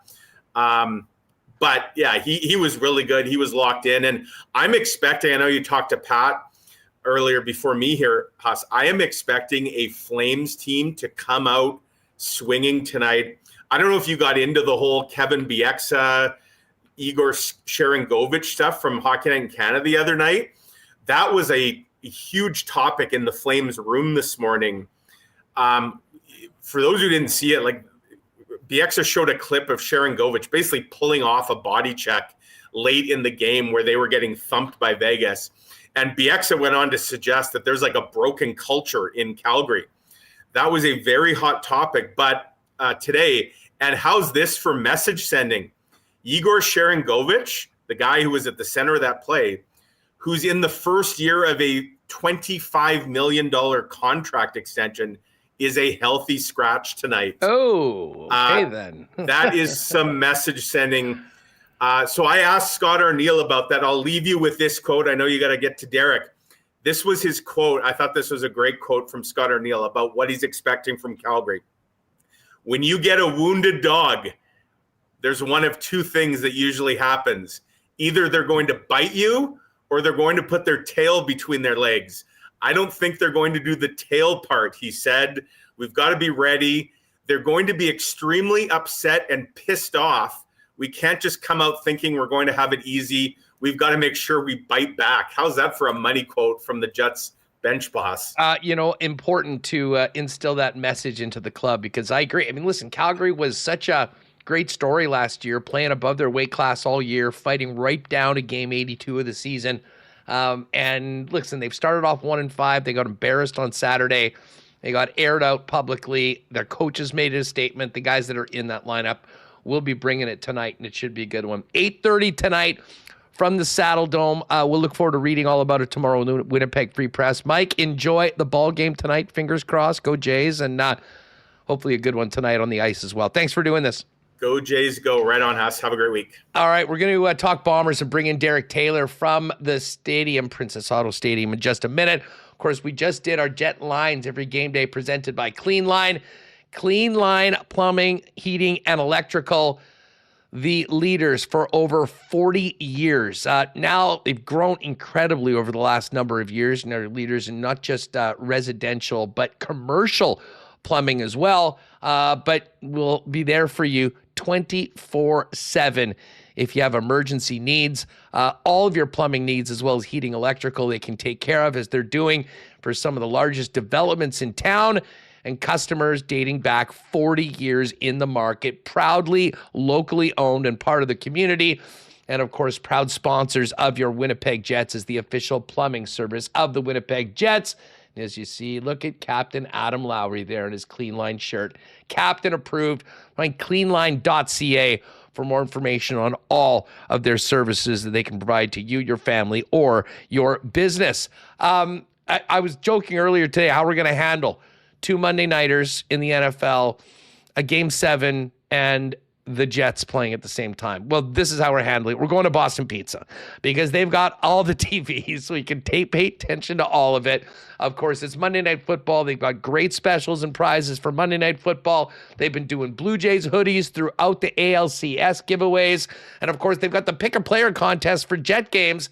And right now, the new flight menu, which includes the pizza flights, the wing flights, and now the new chicken bite flights served in Thai, pineapple, habanero, and honey garlic flavors, and fry flights, classic fries, yam fries, garlic parm fries with chipotle and cactus dips.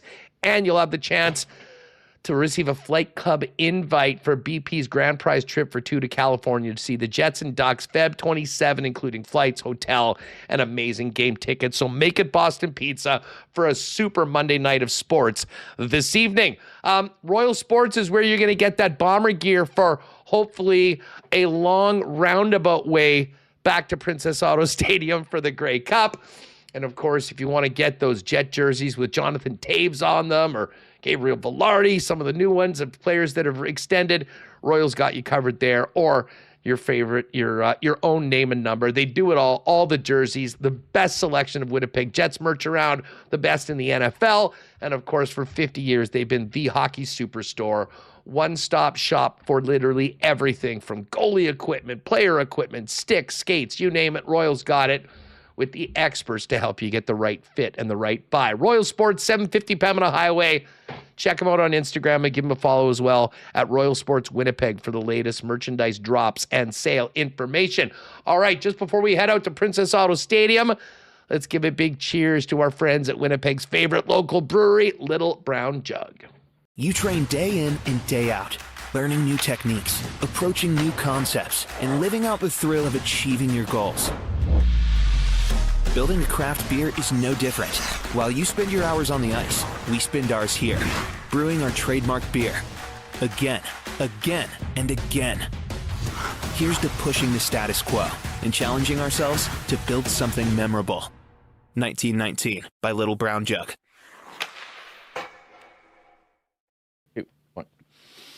All right, just about to bring in our pal Derek Taylor from 680 CJOB. And I do have breaking news, and this is great for Bomber fans that are already going to be dialed into the Blue Jays at 7 o'clock and the Jets tomorrow. The coaches show is on Tuesday this week, so you don't have to miss it because you're dialed into Game 7. DT and the coach graciously doing it tomorrow night. Derek Taylor joins us fresh out of practice at Princess Auto Stadium right now. I imagine you're happy about that as well. There's a lot going on tonight. There really is, right? Like I've watched zero baseball pre-playoffs, but man, it's hard not to feel it with the Jays right now, right? Plus, if you have a 4K TV, we don't get a lot of sports broadcasts in 4K in this country or TV broadcasts, but the Jays are in glorious 4K. I get to see Vladdy, every little hair on his chin. Oh, it's great. It's pretty awesome. Oh, listen, it has been fun. Everyone's fired up for that. Of course, we've got a big Jet game, which means the Jets broadcast will be on 680 CGOB. So tomorrow night, book it in, a night off, 7 o'clock, sit down with the coach and DT for the latest on the Bombers. I had to laugh at the Bombers social media team after the game on Friday. They just posted a graphic with the final score, and just said, "We won." Yep. There wasn't much else to get to that. I mean, I likened it to the second half was a 25-minute punt off where the Bombers had to move from their own 2-yard line over the course of about an hour and 20 minutes into field goal range to kick 3 damn points and win by 1. It was this was no Picasso, Derek. No, it wasn't. And in the pregame show on CGOB, I postulated to the guys, hey, I would rather see this team play really well on offense and lose the game than blah and win the game. And we got the blah and win the game, right? It was absolutely 121 yards, I think it was, from the offense on the first couple of drives, and then cold. There was 20 minutes of game time where there was no Brady Oliveira. And to kick a last-second field goal against a team that, took its better quarterback out of the game to give Jack Cohn some reps, and we're missing, I didn't even go back and count, 9 starters, including guys they'd brought, and you have to kick a last-second field goal to win the game. It's not a good feeling, and you got that from our post-game show. If you read what Jeff Hamilton or Paul Friesen wrote, like, it was just not a good feeling. So they won the game, but did they get any closer to winning the Grey Cup? I would say absolutely not, and I wanted to see them get closer to winning the Grey Cup by having some sort of offensive output, and it wasn't there. Yeah, no, I listen, agree wholehearted,ly, and shout out to all the fans that still, braved it. It wasn't a particularly nice night. There wasn't a lot to cheer about, but hung around to the end to see Sergio get out there, kick the winning field goal twice, and then move on to this week. So here's where things stand, folks. The Bombers will not be playing at home this week. We knew that because of Calgary's win and, of course, BC's win. So if BC wins this week, Calgary's playing BC, Winnipeg's crossing over. Yep. If BC loses and Calgary and Winnipeg win, Winnipeg will go to Calgary, BC will win the crossover. That is the only scenario where the Bombers will not be going out east. A BC loss, Calgary win, and Winnipeg loss, it's still BC at Calgary. If BC loses, Calgary loses, and Winnipeg wins, it's still BC at Calgary. If all three teams lose, it's Calgary at BC, and Winnipeg's the crossover. So, Derek, I ask you this. Knowing that on Friday night, the Hamilton Tiger Cats will have the Ottawa Red Blacks at home, they will be a favorite in that game. If they win, Massive. Montreal will be locked into second before the Bombers and Alouettes kick off.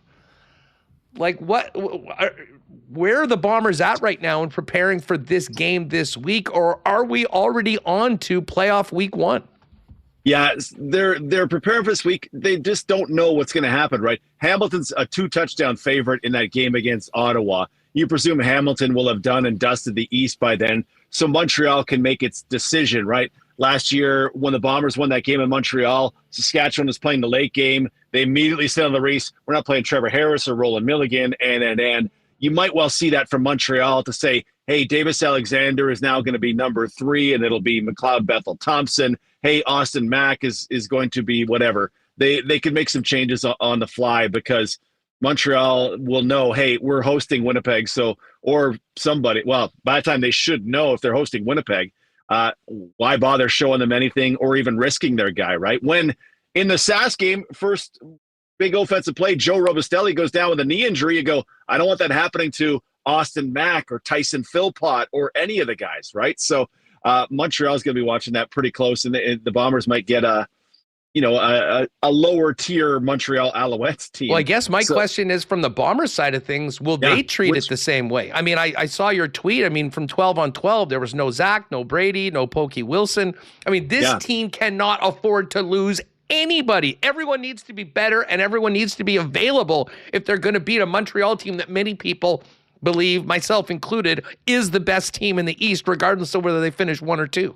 And that's where the dilemma comes in, right? By the end of practice, Zach was taking full reps. Brady was in rain gear, but he took some carries in a very late session against no defense. So you presume he is okay and just got a veteran day. Pokey Wilson was dressed, but only took a couple of snaps. So I'm not sure if his right elbow injury that caused him to play fewer snaps in that last game is an ongoing thing, but Cam Eccles was in his spot. So those will be things that we'll watch. But yeah, the Bombers have a choice, right?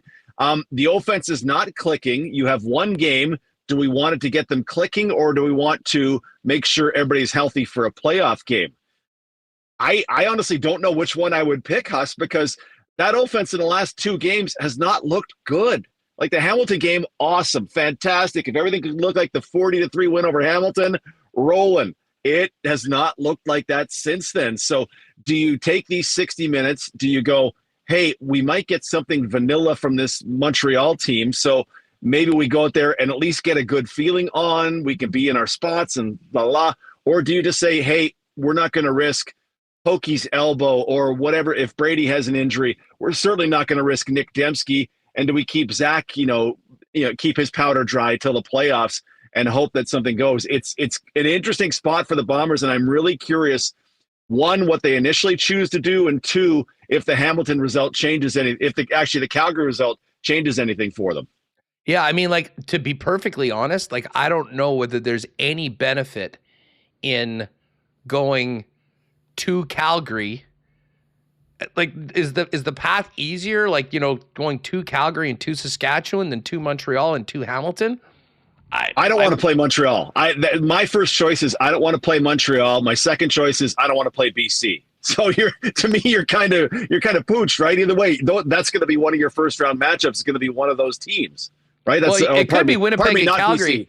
It could be Winnipeg and Calgary, and then presumably if you're lucky enough to win that game, beating them for the first time this year, you get a trip to Mosaic Stadium.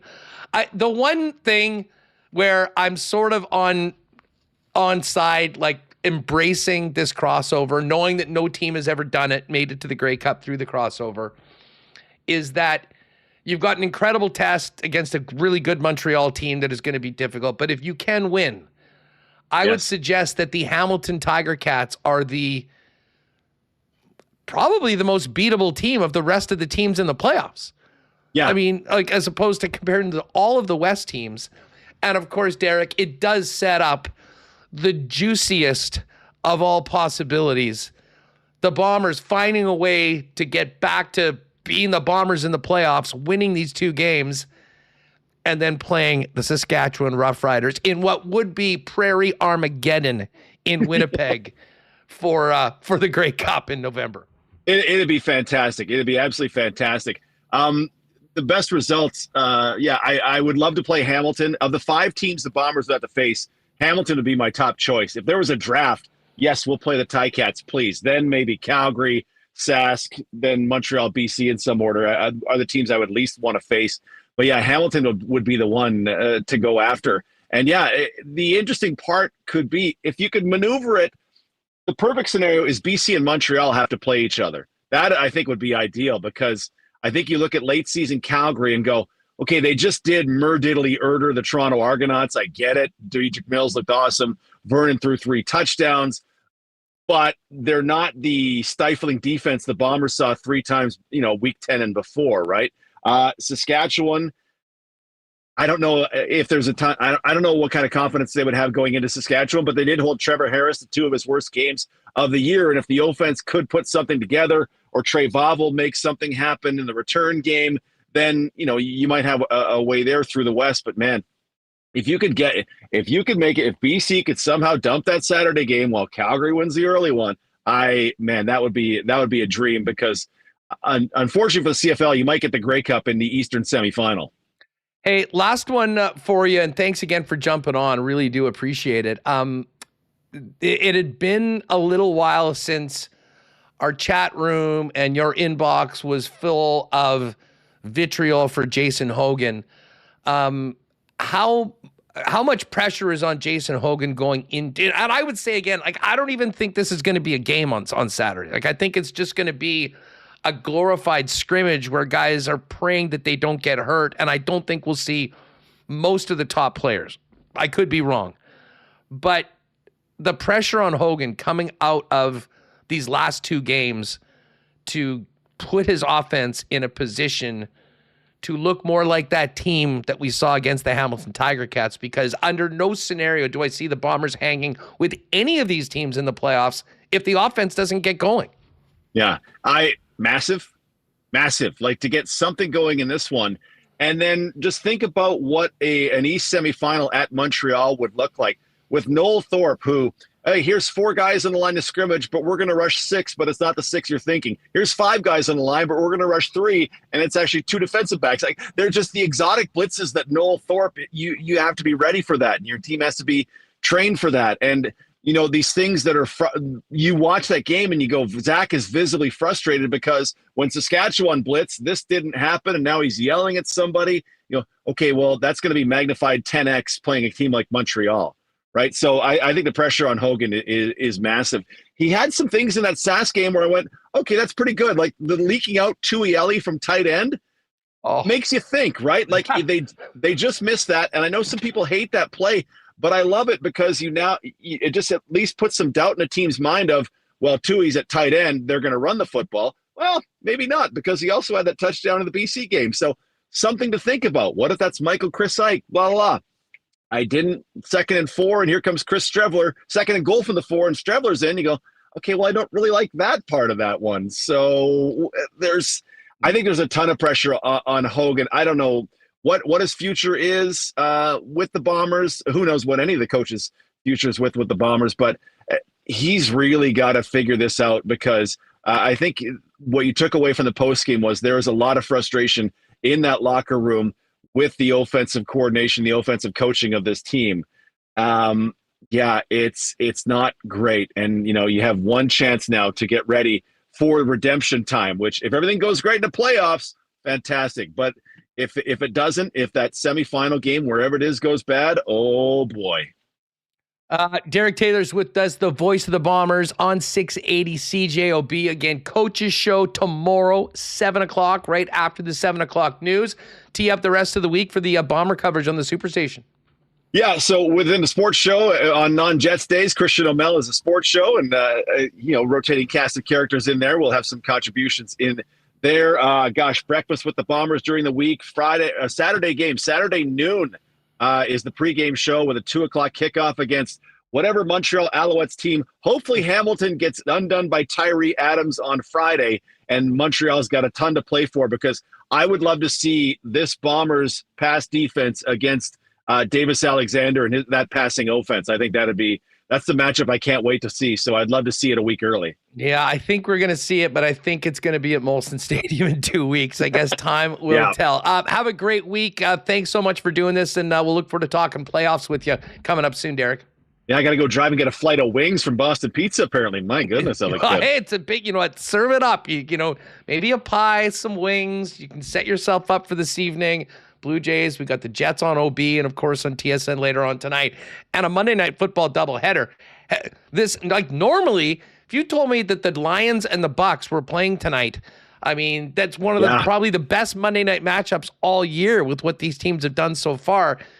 Complete afterthought for most. At least it starts at 6. We can kind of get an hour of that in before everything else gets going. But anyways, have yourself a great night. We'll look forward to the Coaches Show tomorrow on CJOB. Thanks, brother. Good stuff. There's Derek Taylor. And, of course, he and Doug Brown, best in the biz, doing a great job. Now, lots of Bomber takes coming in. Let's fire up fan feedback. Brought to you by Fans First, your number one spot for buying and selling Winnipeg tickets on the resale market. I know there were some good deals to be had right before the game on Friday, and I imagine that will be the case on Saturday as well, just with it being very possibly essentially a nothing game. Of course, go to fansfirst.ca to get the best deals on tickets. And don't forget, no added fees. What you see is what you pay, not a cent more. And it's quickly become the number one spot for reselling seats that you're not able to use, with quick prompt payment the next day after the game right into your bank account. Let's see. BA claims the Elks are a better team than Winnipeg. Good thing that they're not in the playoffs. And Remis actually popped in. They're right there in record since the quarterback change. The Ottawa Red Blocks. I kind of like that. That was maybe a Freudian slip. T-Will, maybe the Bombers are just lulling teams into a false sense of security. They probably feel pretty secure right now. Well, they're secure enough that they have an X beside their name. That is it. Tyson Ducharme, we're just playing possum. I would love to think that. I can't say that is based in reality, but I'll tell you what, win a couple games on the road, and we can tell everyone we told you so. The Bombers were still going to be at the Grey Cup. Jim Cook, the only time the Bombers should be using Strebler is when we need less than a yard. I'm sort of with you on that one. We've seen enough of this. This Bomber offense needs to get rolling with Zach Caleros. It hasn't been for the last couple games. I don't know whether that'll be the case on Saturday. It doesn't really matter. It's the following Saturday that does. And it looks like the Bombers are going to be playing in Montreal. Fan feedback's brought to you by Fans First. By fans, for fans, no fees. Check out the site today over at fansfirst.ca. Folks, don't forget, there is still time to get your tickets and give yourself a chance to be Manitoba's newest millionaire. The HSC Millionaire Lottery Grey Cup bonus deadline is coming up Thursday at midnight. 3 bonus prizes of prime tickets for the Grey Cup at Princess Auto Stadium. And you'll also be in for the next early bird deadline, which of course is October 30th. Now, this is the biggest early bird of the entire campaign, with 2 winners of either a BMW 2025 i4 eDrive 35 full EV valued at $74,000 plus $26,000 in Indigeno travel vouchers, or $85,000 cash. 2 winners. And then there'll also be 30 winners of gas and groceries with $500 in Red River Co-op gift cards. And of course, the grand prize will be given out at the end of the campaign. One of 5 $1.5 million dream home packages, 4 in Winnipeg, 1 on Vancouver Island, or the grand prize of just simply saying, show me the money, and taking $1.25 million cash, tax-free. Go to hscmillionaire.com today to get your tickets. Again, Grey Cup deadline is Thursday. The following Thursday is the last early bird deadline with those massive prizes. And good luck to everyone. It is all in support of Manitoba's hospital, the Health Sciences Center, doing so much in our community. The Jets are back on the weekend. Well, I should say they're back on Thursday. This is a busy week because the Seattle Kraken are in town on Thursday night. And then on Friday, it's going to be a fun night at the rink. Returning by popular demand is 90s night. We've seen a bunch of the ads on the broadcast with the players wearing the first 5,000 fans are going to get that limited edition corduroy snapback hat they've been showing off on the broadcast.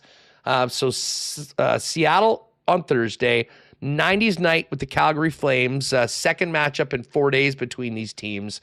And don't forget the Halloween game next October 30th. They still do have game packs for purchase where you'll get access to playoff tickets in advance in 4 or 6 game packs. You get savings over single game tickets. They've also got this new passport. If you don't know your schedule as much, but you would like to support the team and get access to playoff tickets beforehand, it's the most flexible product they've ever launched. You can find out more at winnipegjets.com. And I will remind you all, if you haven't already, please jump on some seats and join us for our next WST night, which is November 21st against the Carolina Hurricanes. What a start the Canes have had to their season.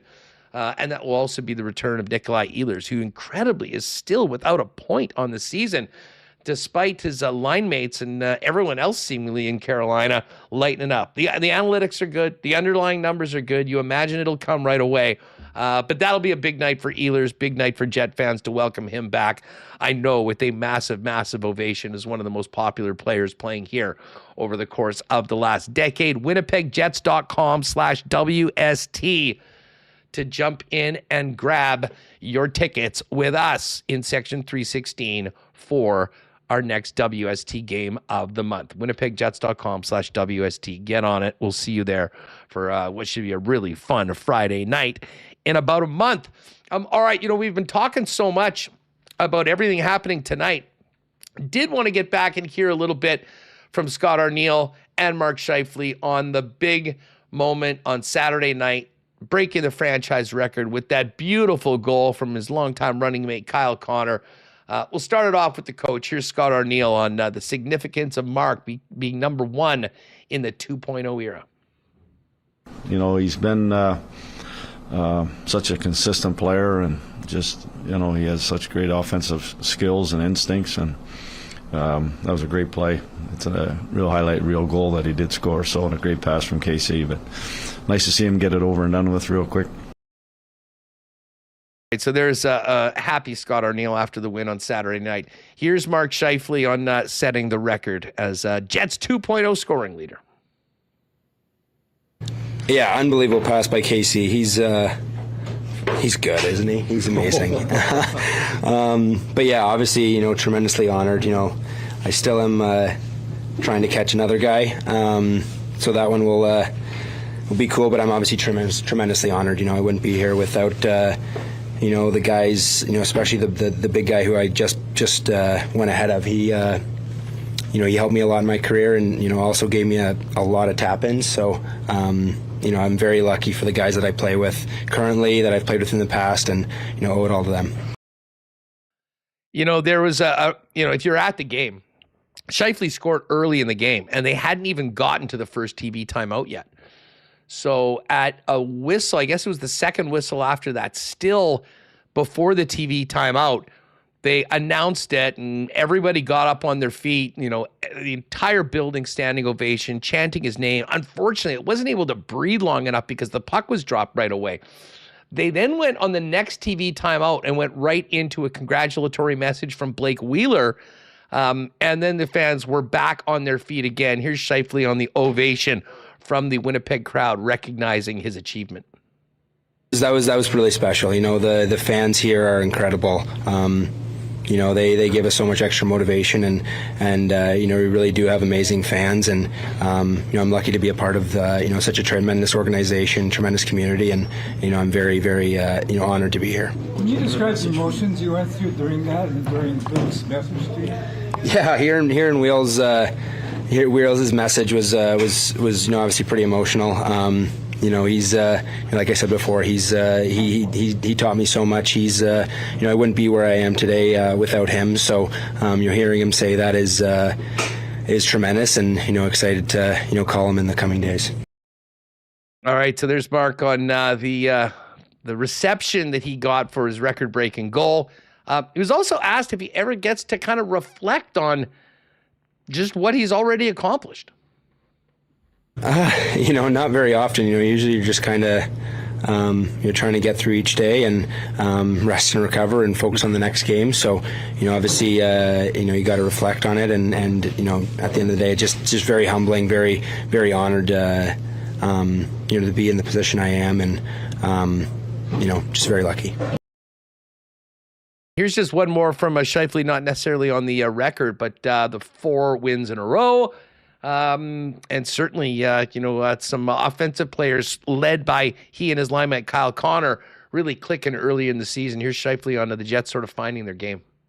I still don't think we've played a solid 60 minutes yet. I think that's I think that's very exciting. I think even tonight we came out great. Obviously got an early goal in the power play, and then they kind of turned the tides on us and started to kind of buzz on us, and got a couple power plays, and I think there's still a lot of things to fix, but that's it's early in the season, so there's always things to fix, there's always things to get better at, and we have a group that wants to do that.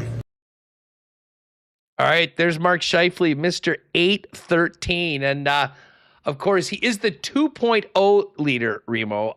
We hope that at some point soon the National Hockey League will recognize the other Winnipeg Jets stats from the 1.0 era as well. But this is the countdown that we're looking at. He is now sits 3rd all-time in Winnipeg Jets all-time scoring. He will pass Thomas Steen at some point in the very near future. Steen at 817 points. So Scheifele is 4 back. And now, then the countdown will go on to Dale Hawerchuk, which presumably won't be this season, but very likely next at 929. So he needs to get to 930. And then once that record goes down, Remo, he'll be the undisputed all-time leading Winnipeg Jets scorer. And then we'll start counting down to 1,000, which certainly seems to be very much a possibility with where Mark's at in his career. Yeah, Mark Scheifele, 813, so a little over 100 behind Dale Hawerchuk. You think, he'll catch him at some point next season. And, for the NHL recognizes the Jets Thrashers as the history. But with Utah, the Coyotes moving to Utah and the NHL declaring Arizona inactive and Utah a new franchise, the Jets 1.0 record's currently recognized by no one. So we'll do our part. Well, yeah, we'll do our part here. To pay tribute to what did happen in Winnipeg in the NHL in the past. And yeah, Mark Scheifele, all-time numbers here. What Sean Reynolds was asking Mark Chipman about a possible Scheifele statue next to the Hawerchuk one in the future. But we're seeing, one of the greatest players to put on a Jets uniform, and pretty incredible that he was the first ever draft pick. Yeah, it doesn't crazy. It doesn't happen like this, Huss. Like ever, where the guy is the first draft pick, plays his entire career in that city, ends on top of all of the records. Pretty cool stuff here that we're witnessing, and he did it on such an amazing goal as well, and the timing worked out so perfectly with the first TV timeout where you traditionally do those type of acknowledgments. So well done to everyone involved here. Yeah, no doubt. He'll look to build on all the scoring that they've done so far with a few more tonight against the Calgary Flames, who have had a really rough start to the season. But as we talk with Mike McIntyre, do not underestimate the opponent tonight. They are going to be in a very ornery mood on home ice, looking to looking to show more than they did against the Vegas Golden Knights. And interesting that Sharangovich is out tonight after getting singled out by Bieksa for a pretty bad look on HNIC. You know, one thing we didn't mention that was also discussed on Hockey Night in Canada was Elliot Friedman with the headlines segment mentioning the Jets, front runners or in the running for a next Heritage Classic. We all had a great time here, and what a great, opportunity that would be to, get the records back at a Heritage Classic if that was ever to happen. I don't know. There's a lot. Listen, I had heard that there was some rumblings about next season about an outdoor game here. The fact that Elliot's now reporting that, I think you can be pretty confident that those plans are well down the road. Now, when that's announced, I'm not sure. There's a lot that goes into that, and if it is for next season, I'd imagine it'll need to be relatively soon. Here, let's do a little bonus why not question of the day, and just put your answer in chat if you're with us. If the Jets get the Heritage Outdoor game next year, who do you want to see the opponent be? Who would you like to see them play, Reem? Does Heritage imply that it has to be a Canadian opponent? I think most of the Heritage games have been all Canadian games, traditionally. Yeah, I feel like it has been. But let's say that it doesn't have to be. Minnesota? I would like a Jets-Minnesota game at Target Field or something in Minnesota. I think that would be cool, but that's not what this. I think Heritage, it has to be Canadian. That's what it says to me, and that's what I don't think they've done a Canadian team versus a U.S. team ever in a Heritage Classic. Did Toronto play Detroit in one? Or did they call that Stadium Series? That was, that's a good question. They called that that was the Winter Classic or the Centennial Classic. That was not branded as a Heritage Classic. So maybe they branded it as something else. But yeah, Minnesota would be my pick. We played Edmonton in the first one. We played Calgary and Regina. Mm-hmm. Not really into Vancouver. You know what? Bring on the Leafs. Oh, that would be good. The Leafs is always a big one, too. Yeah, I would say Leafs as well. Jets versus Leafs outdoor game would be awesome. It would get a lot more people kind of looking at what Winnipeg is doing and the team that we have here that maybe, don't pay attention very much or didn't notice last season. Montreal would be pretty cool, too. Mm-hmm. To me, I think Montreal... Edmonton is big time because they've got Draisaitl and McDavid, but we did that one already.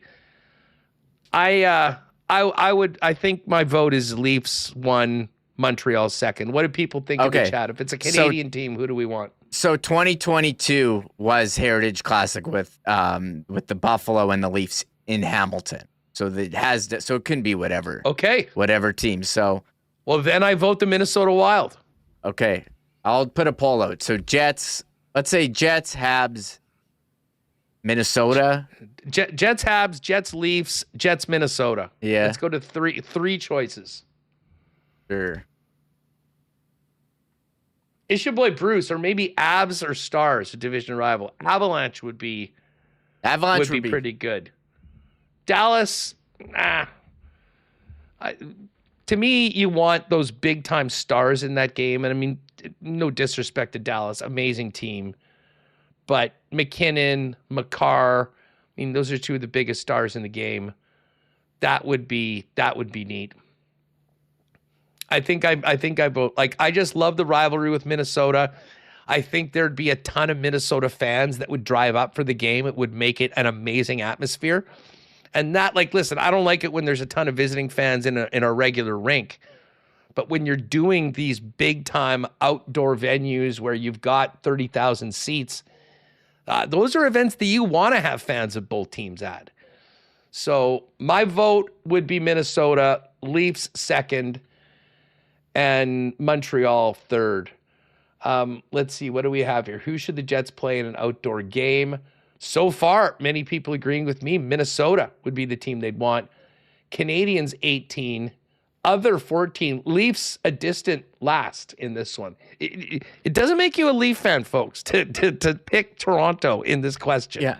But just so you know.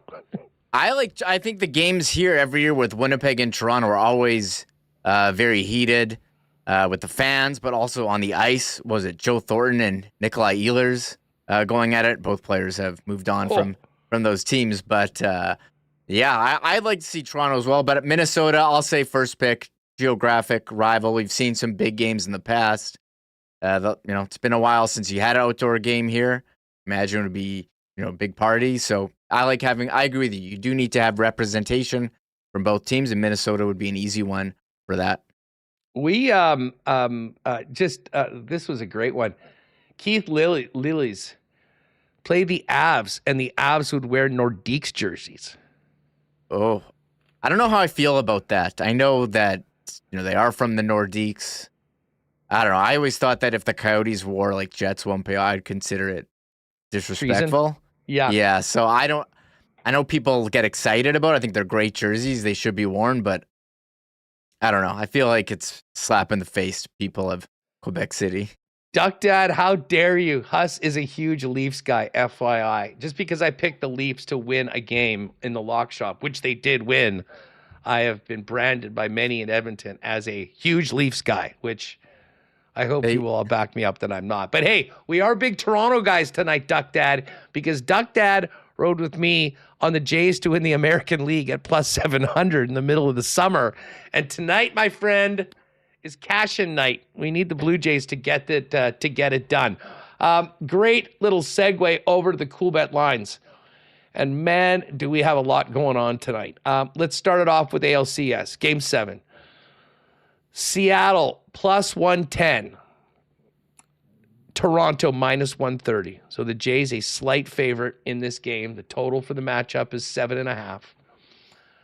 I'm hoping to get, it is up. It is up. I'm running back the Game 3 parlay that we cashed to get the Jays back in the season, Remo. It's in the exclusives. It is Jays to win. Shane Bieber, 5 or more strikeouts. And Vladdy Jr., 2 or more total bases. You can see it. It's in the it's the Winnipeg Sports Talk one, Remo. Yeah, there we are. So we've got that up 4-1. Vladdy seems to be automatic right now. Bieber was awesome with their backs against the wall in Game 3 in a game that they absolutely had to have. I think he gets it done again tonight. And obviously, we're all pulling for the Jays. So if you'd like to wager a little bit of that money you won on the NFL this weekend, head on over to the exclusives, WST parlay, Vlad 2+ total bases, Bieber 5 or more strikeouts, Jays to win. I was a laugher. It was an easy win in game number 3. I don't know if it'll be easy tonight, but I love it, and I'll be on it. Ride with me if you want. In the Coolbet exclusives. Now, we'll get to the NHL in a minute. We've got a doubleheader tonight of Monday Night Football, and it's not one of these one game starts at 6, the other game start at 7. It's a true doubleheader with one game after the other. So we're basically going from 6 a.m. to midnight tonight, folks, in addition to having a Game 7 baseball game and the Jets play the Flames. The Lions are now 6-point favorites in this game, minus 263 on the money line. The Seahawks are 3-point home faves against the Houston Texans. Now, full disclosure, I went 4-0 against the spread on the weekend. I need the Lions to close out a 5-0 week, but it was my favorite bet of the week going into it. So I feel real good about Detroit tonight. I know that we did have our Monday Night Football WST Winners Special, which I believe will still be up. And it is the Lions. Yeah, it's the very last one if you go into the combo cards. Lions minus 5.5 and the Texans plus 3.5. We got the half point on this one. That one's at plus 281. Normally, as I just said to DT Remo, I would be so fired up for this Detroit-Tampa game. Two of the best teams in the NFC. I think Detroit comes back after Putting up only 17 at Arrowhead last week with a big-time performance. And Baker Mayfield just keeps on getting it done with so many of his top players. It'll be game-time decision for Mike Evans. We think he's going to play Emeka Mbuka. But I'm on the Lions tonight. You got any feel for this Houston-Seattle game? Yeah, big night for Seattle, the Mariners and Seahawks on Monday Night Football. Well, I asked Dusty this. What do you think? So that game is going to start at 9 o'clock our time. So the baseball game will be 2 hours in. Yeah. I wouldn't be surprised if the baseball game is tight. You're going to be watching this football game and you'll be hearing the crowd cheer. Oh, man.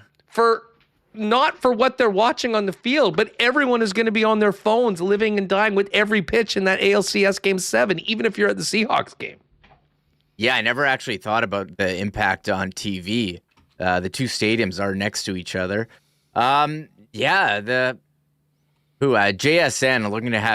looking to see him have a really big game. He's broken out and become one of the premier wide receivers. So if we're looking at props, I do like him. And Sam Darnold, he's really stabilized the quarterback position for the Seahawks. And it's funny, you see Minnesota trotting out Carson Wentz, not exactly going that great for them. So I think I'm going to lean Seahawks here at home. It was only -3. JSN putting up some big points. I haven't seen a ton from Houston this season, but it would be interesting if there was impact, or if you're a Blue Jays fan, you probably think, hey, this game's going to be over after 3 innings, and all the Seattle fans will be flipping over to the Seahawks game. Hey, so I texted Jake and Pat to get that exclusive up. They were both in the building last night for the game. Now, usually one of them will jump on with us on Tuesdays. I just got a text. They are both going to Game 7 tonight. Oh. So Pat, Jake, and Ken all in the building.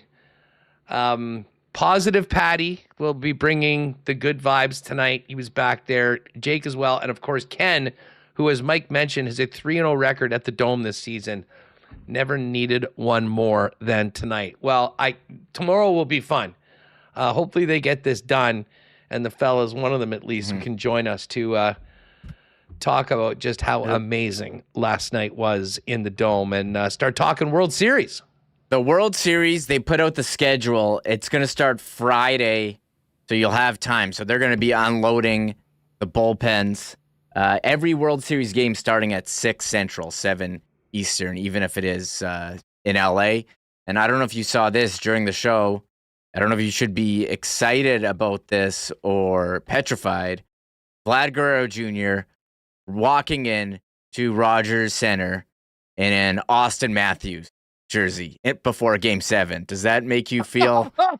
Good or bad? I'm officially hedging all of my Jays ALCS bets with a big Mariners bet tonight. I was not expecting this. What are we doing, Vladdy? What are we doing? It's kind of funny because the Leafs actually played the Kraken on Saturday, and the Kraken players showed up in Mariners jerseys, and Josh Naylor, was wearing the Kraken jersey after they won the division series against the Tigers, or it was when they clinched. I forget, one of them. But Game 7 and Maple Leafs hasn't gone well the last shout last out to couple Vlad years. though for supporting the local team. I always think it's cool when the players, I would love it if now that the hockey players can wear whatever they want. If Dylan Sandberg and Cole Perfetti showed up in a Brady Oliveira and a Zach Caleros before a big Bomber game, so I'm here. And you know what? Vladdy, confirmed longtime Leaf fan. Notice that the Matthews jersey doesn't have the C on it.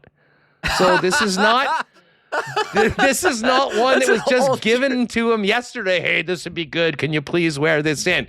He's been had this for a while. He's old school AM34 fan with the A on the jersey, not the Captain C from the last 2 seasons. I'm enjoying the comments from chat.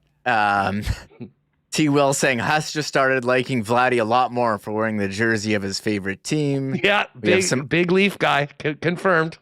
We have some other comments that say that's a bad omen. So this is kind of cursed image.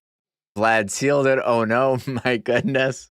I did enjoy this one. And the Blue Jays put out the lineup. No lineup changes for them. And I liked your prop with the strikeouts. Seattle, you see them, they're going fishing. They're swinging early, swinging often. And you contrast that to the Blue Jays bats, very much more selective. They were known all year for not striking out, and you've seen that on display this series. Well, after, as I said, I went 4-0 against the spread. We hit we just cruised on the WST winners spread parlay. We had the Patriots minus 6.5. They won by 20 or something.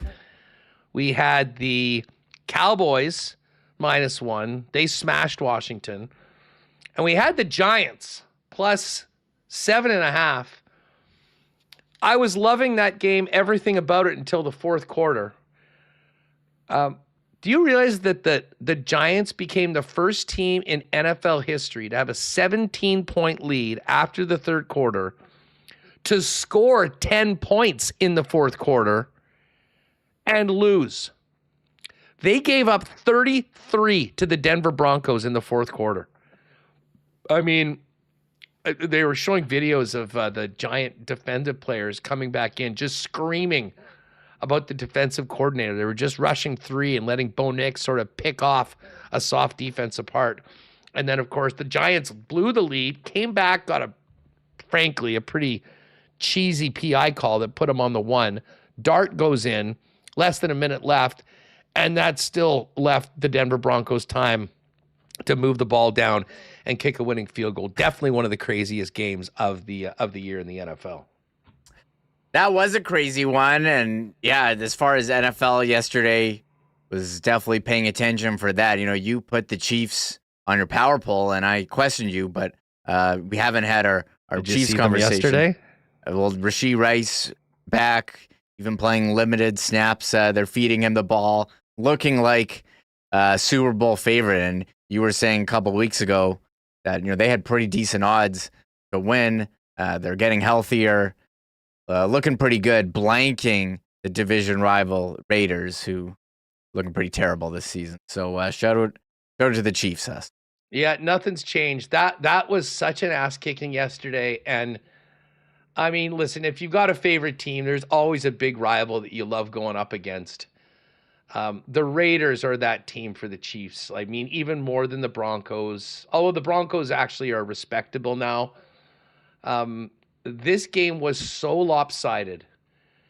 The final, think about this, Remis.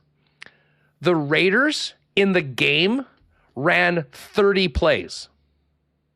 What? 30 plays. The Chiefs had 30 first downs. Yikes. Yeah. 30 first downs to 30 plays. Total offense was 434 to the Raiders 95. And Mahomes got yanked in the third quarter. The final 20 minutes of the game was Gardner Minshew handing the ball off. That was as thorough a beatdown. And to be honest, the 31-0 score flattered the Raiders. Finally, we got to see the Chiefs with Rice, with Hollywood Brown, with Worthy, all in the lineup at the same time. And it was awesome. Credit where credit is due. How about the Colts? The Colts are 5-1 right now. They've got one of the most productive offenses through 7 games in the last 25 years in the National Football League, right up there with the 2018 Chiefs and last year's Detroit Lions. And they go in and just crush the Chargers. I mean, I know it was 38-24 at the end.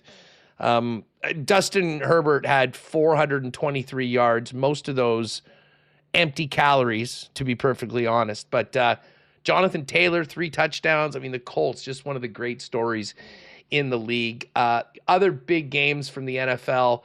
Tough loss for the Vikings. Wentz stunk. They moved the football. They couldn't do anything in the red zone. The pick 6 was the difference. And Jalen Hurts finally got going with that, throwing the football. Huge game for Devontae Smith. Big game for A.J. Brown. But the Vikes were right there. until the dagger to Devonta or to AJ Brown late. We mentioned Denver beating the Giants in like the game of the year. The Packers don't cover, but they do survive in Arizona. Dak Prescott just continues to sling it. Dallas doubled up on Washington 44-22 in the lock of the year when it comes to the over. And then disappointing game. Atlanta is such a Jekyll and Hyde team. They look amazing one week, then they lose 30-0 to the Carolina Panthers. Then they come out with a big win. Everyone thinks, okay, they're for real. You go in and facing a beat-up Niner team with a backup quarterback, and you can only put up 10 points. Do not know what to expect from week to week of the Atlanta Falcons. I do know that this will be an awesome one tonight. Lions are going to be angry. I like Detroit tonight, and I think we'll see a close one between Seattle and Houston. But I think we all know that is going to be secondary to what's happening at the Rogers Center tonight, 7 o'clock, Blue Jays. And, of course, for those of us here in Winnipeg, locked in on the Jets and Flames beginning at 8:30 tonight. Awesome show today. Thanks to Pat Steinberg for jumping on, Mike McIntyre, as well as Derek Taylor. Great stuff in the chat. And needless to say, we are going to have a ton to talk about tomorrow. Win or lose, we'll have Jake and Pat, maybe both of them on tomorrow. Hopefully, just working off a Game 7 victory hangover. Hell, they might still be downtown Toronto tomorrow if the Jays win. But we'll get the guys on it tomorrow. We're also going to have a full series in Game 7 breakdown and a hopefully World Series preview with Josh Goldberg. And looking forward to having Kevin Sawyer back. Of course, he'll be doing the game tonight with Dan Robertson. That's a TSN 3 game, not Amazon. And Kevin will join us tomorrow on the program for some Jets talk. So, gang, it is 2.5 hours to kickoff of Detroit-Tampa. 3.5 from first pitch for Toronto and Seattle. And about 5 to puck drop in Winnipeg and Calgary. Get your stuff done early. And then lock in for one of the great sports nights of the year. We'll be all over it tomorrow, starting at 1 o'clock right here on Winnipeg Sports Talk. And, of course, we'll also have an episode of CFL 110 coming up for you as we look ahead to the final week of the regular season. That's going to do it for us. Thanks again to all the sponsors that make the show happen each and every day. And, of course, all of you for being a part of the live broadcast. Shout out to you podcast listeners. Join us tomorrow. We'll crank it up just after 1 p.m. live right here on Winnipeg Sports Talk. Have a night, everybody. Oh, my God. Oh! Shut it down. Let's go home. Thanks for tuning in to Winnipeg Sports Talk Daily. Make sure to subscribe on YouTube and your favorite podcast feed at winnipegsportstalk.com.